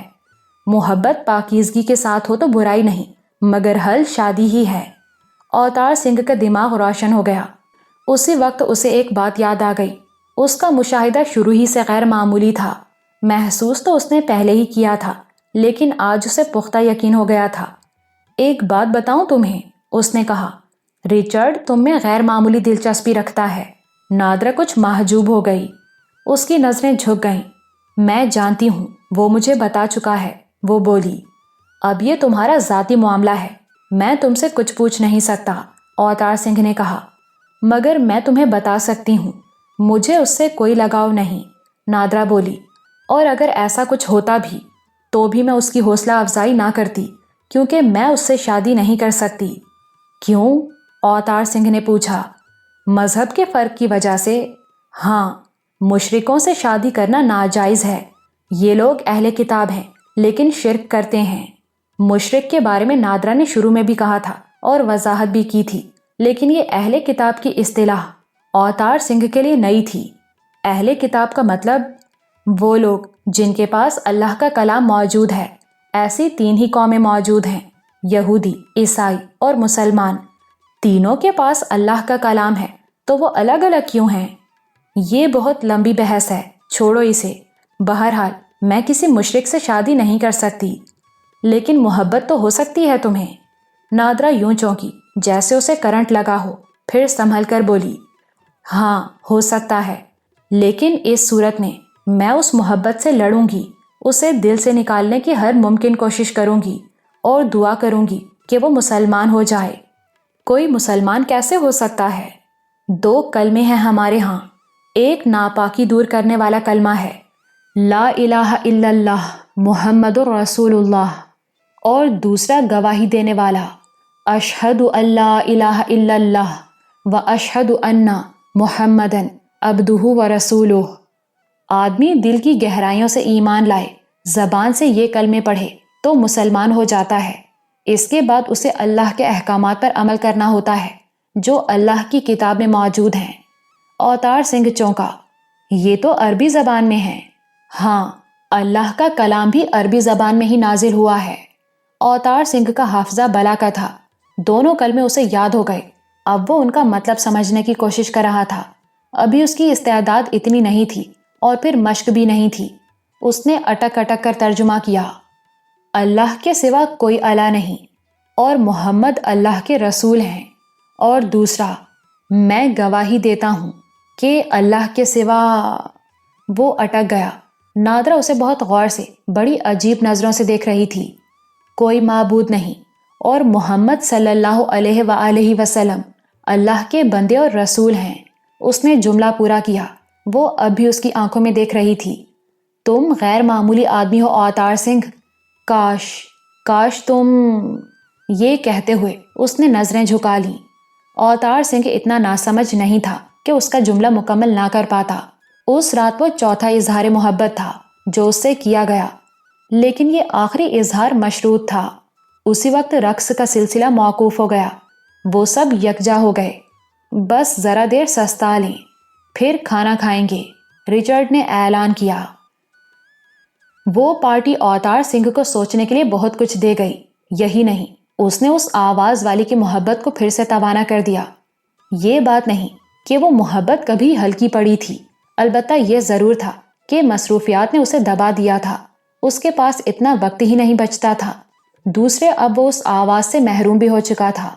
نادرہ کی بات سنتے ہوئے اسے احساس ہوا تھا اور اب وہ اس پر سوچ رہا تھا۔ محبت ایک آفاقی جذبہ تھا۔ اس کے بے شمار روپ تھے۔ ایک انسان کی دوسرے انسان سے محبت، دوستوں کی محبت، بھائی بہن کی محبت، ماں باپ کی محبت، اولاد کی محبت، اور سب سے بڑھ کر مخلوق کی اپنے خالق سے محبت۔ یہ سب محبتیں ہیں جو انسان کرتا ہے، کرتا رہے گا۔ غور کرو تو ان میں سے کوئی بھی محبت بے غرض نہیں ہے۔ انسان کتنا ہی بے غرض ہو مگر کسی دوسرے انسان سے محبت کرتے ہوئے مکمل طور پر بے غرض نہیں ہو سکتا۔ کوئی غرض نہ ہو تو تنہائی دور کرنے کی غرض تو ہے۔ اکیلا تو کوئی نہیں رہ سکتا۔ انسان معاشرتی جانور ہے تو تعلق رکھنے کی غرض تو ایک بڑی سچائی ہے۔ دوستی کا بھی یہی حال ہے۔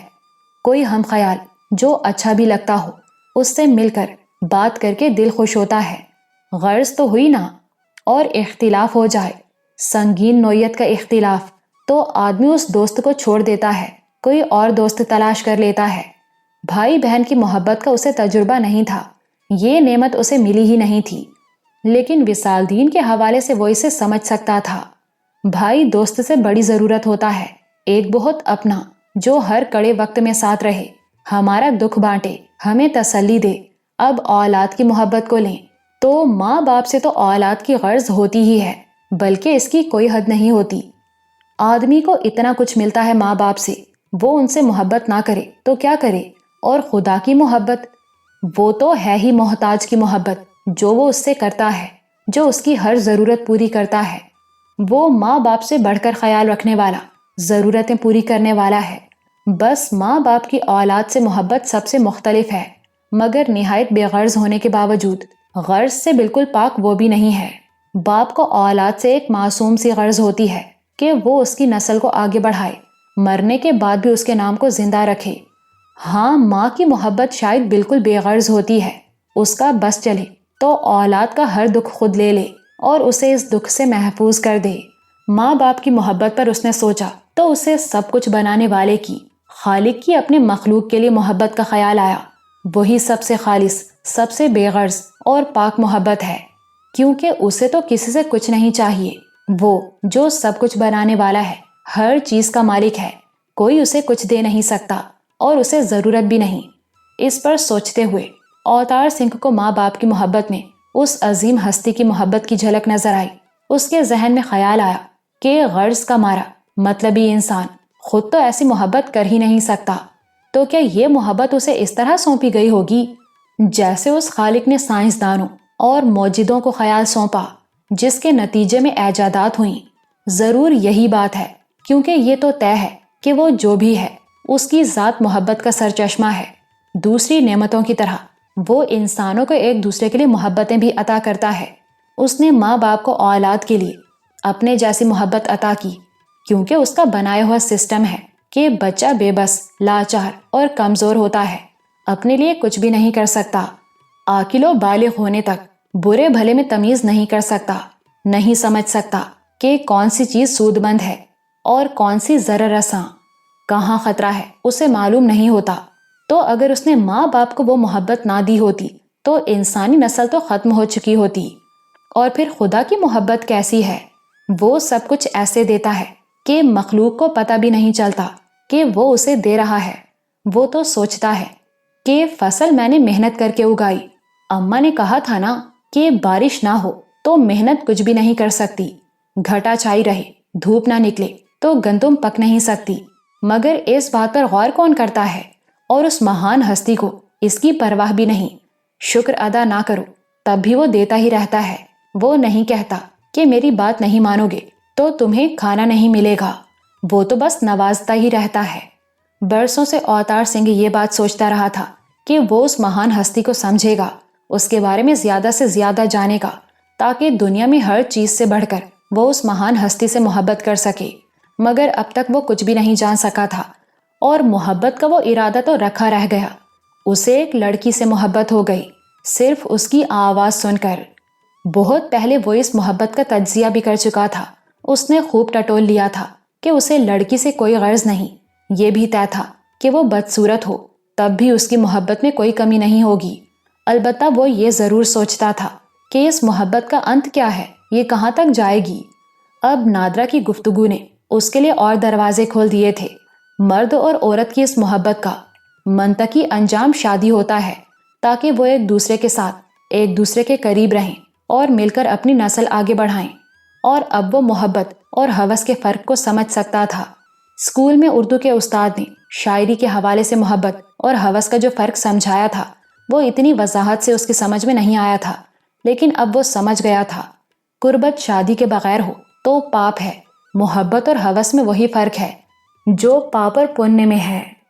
اور اوتار سنگھ نے یہ بھی سمجھ لیا کہ محبت آدمی اوپر والے سے کرے یا اس کی کسی مخلوق سے، وہ عبادت ہوتی ہے۔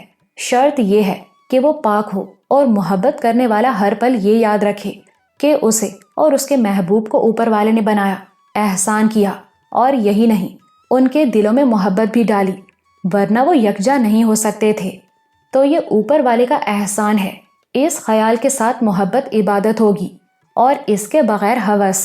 پہلی بار وہ مطمئن ہوا کہ اس نے محبت اور ہوس میں فرق کرنا سیکھ لیا ہے، اور اب اس سلسلے میں کبھی دھوکہ نہیں کھائے گا۔ اس نے پہلے کبھی اس آواز والی کے بارے میں اس انداز سے نہیں سوچا تھا، لیکن اب سوچ رہا تھا۔ شادی کے بارے میں وہ کچھ زیادہ نہیں جانتا تھا۔ اب اس کا جی چاہا کہ اس کی شادی اسی لڑکی سے ہو، مگر نادرا کی طرح وہ لڑکی بھی مسلمان تھی، اور یقیناً وہ نادرا سے اچھی مسلمان ہوگی، اور مسلمان لڑکی کسی مشرک سے شادی نہیں کر سکتی، جبکہ ہندو مشرک ہوتے ہیں۔ کیا میں مشرک ہوں؟ یہ سوال اس کے ذہن میں ابھرا۔ مشرک کون ہوتا ہے یہ نادرا نے اسے بتایا تھا۔ اس نے خود کو اس تعریف پر پرکھا۔ اس اعتبار سے وہ مشرک نہیں تھا کیونکہ اس نے از خود یہ نتیجہ نکالا تھا کہ کائنات کا یہ مربوط نظام قوت کے ارتکاز کے بل پر قائم ہے۔ اقتدار ایک سے زیادہ قوتوں کے پاس ہوتا تو اس میں خلل پڑتا۔ نہیں، اس نے ہمیشہ اس مہان ہستی کو ایک مانا تھا۔ وہ بلا شرکت غیر یہ نظام چلا رہا تھا، تو وہ مشرک تو نہیں۔ اس نے اطمینان کی سانس لی۔ اس نے تو ماں کی موت والے دن مورتی کو چیلنج کیا تھا، اسے بھگوان ماننے سے انکار کیا تھا، بلکہ وہ تو بتوں کی پوجا کے سلسلے میں بہت پہلے سے ماتا جی سے بحث کیا کرتا تھا۔ اب وہ پوری طرح سمجھ گیا کہ بتوں کی پوجا کرنا شرک ہے، تو وہ مشرک تو نہیں، لیکن یہ سچ ہے کہ وہ ہندو تھا، اور ہندو مشرک ہوتے ہیں۔ پہلی بار اس نے سوچا کہ وہ بتوں کو نہیں مانتا، ان کی پوجا نہیں کرتا، اور وہ ایک مہان ہستی پر یقین رکھتا ہے، تب تو اسے ہندو دھرم کو چھوڑ دینا چاہیے۔ مگر کیا دھرم یوں ہی چھوڑا جا سکتا ہے؟ اس لڑکی کو تو اب تک شاید اس کے وجود کا علم بھی نہیں ہوگا، اس کی محبت کا تو خیر گمان بھی نہیں ہو سکتا، لیکن اگر کسی طرح اسے معلوم ہو بھی جائے تو وہ اس سے محبت تو نہیں کر سکتی۔ وہ بھی نادرا کی طرح یہی سوچے گی کہ میں کسی مشرک سے محبت کیسے کر سکتی ہوں، اور اگر اوپر والا اپنی عنایت سے اس کے دل میں اس کی محبت ڈال دے، تب بھی وہ یہ دعا کرے گی کہ میں مسلمان ہو جاؤں، تو میں مسلمان ہو سکتا ہوں۔ اس نے سوچا بس وہ کلمہ ہی تو پڑھنا ہوگا۔ اس نے دل میں دونوں کلمے دہرائے، وہ اسے پوری طرح یاد تھے۔ پھر اس نے ان کے معنی دہرائے، اسے معنی بھی یاد تھے۔ تو کیا میں مسلمان ہو گیا؟ یہ دونوں کلمے پڑھ لیے میں نے۔ کیا آدمی اتنی آسانی سے ایک دھرم چھوڑ کر دوسرا دھرم اپنا سکتا ہے؟ کیا مسلمان ہونا اتنا آسان ہے؟ مگر فوراً ہی اس کے اندر ایک بے چینی ابھری۔ میرا مقصد مسلمان ہونا تو نہیں، میں تو اس مہان مہربان ہستی کو کھوج رہا ہوں۔ میرا مقصد تو اس سے محبت کرنا ہے۔ دھرم میرا مسئلہ نہیں، میں اس لڑکی کی خاطر مسلمان ہو جاؤں تو یہ تو بے ایمانی ہوگی۔ وہ سوچتا اور الجھتا رہا۔ آخر اس نے فیصلہ کیا کہ اب وہ مذاہب کے بارے میں جاننے کی کوشش کرے گا۔ لفظ اللہ کے بارے میں اسے تجسس تھا۔ اسے زبان سے ادا کرنا اسے بہت اچھا لگتا تھا۔ بڑی اپنائیت کا احساس ہوتا تھا۔ اللہ سوچتا بھی تو اس کے اندر بڑے خوبصورت جذبے جاگتے تھے۔ یہ اللہ کیا ہے؟ کون ہے؟ کیسا ہے؟ وہ اٹھا اور کوٹھے پر چلا گیا۔ اس کے اندر ایک عجیب سا اضطراب مچل رہا تھا۔ کوٹھے پر آسمان کے نیچے کھڑے ہو کر اس نے کمر کے بل جھکتے ہوئے آسمان کا تصور کر کے بڑی عاجزی سے پکارا، تو جو کوئی بھی ہے، اے سب کچھ بنانے والے، میں تیرا اعتراف کرتا ہوں اور تیرے سامنے خود کو جھکاتا ہوں۔ میں تیری جستجو کر رہا ہوں۔ تو مجھے مل جا، مجھے اپنا راستہ دکھا دے، مجھے اپنا بنا لے کہ میں تجھ سے محبت کرنا چاہتا ہوں۔ یہ اس کی پوجا تھی اور ماتا جی کے دیہانت کے بعد سے اب تک اس کا معمول رہا تھا۔ اس روز یہ پوجا کر کے اس نے سر اٹھایا تو وہ مطمئن تھا، بے حد مطمئن۔ بھلے وہ ہندو ہو لیکن وہ مشرک ہرگز نہیں ہے۔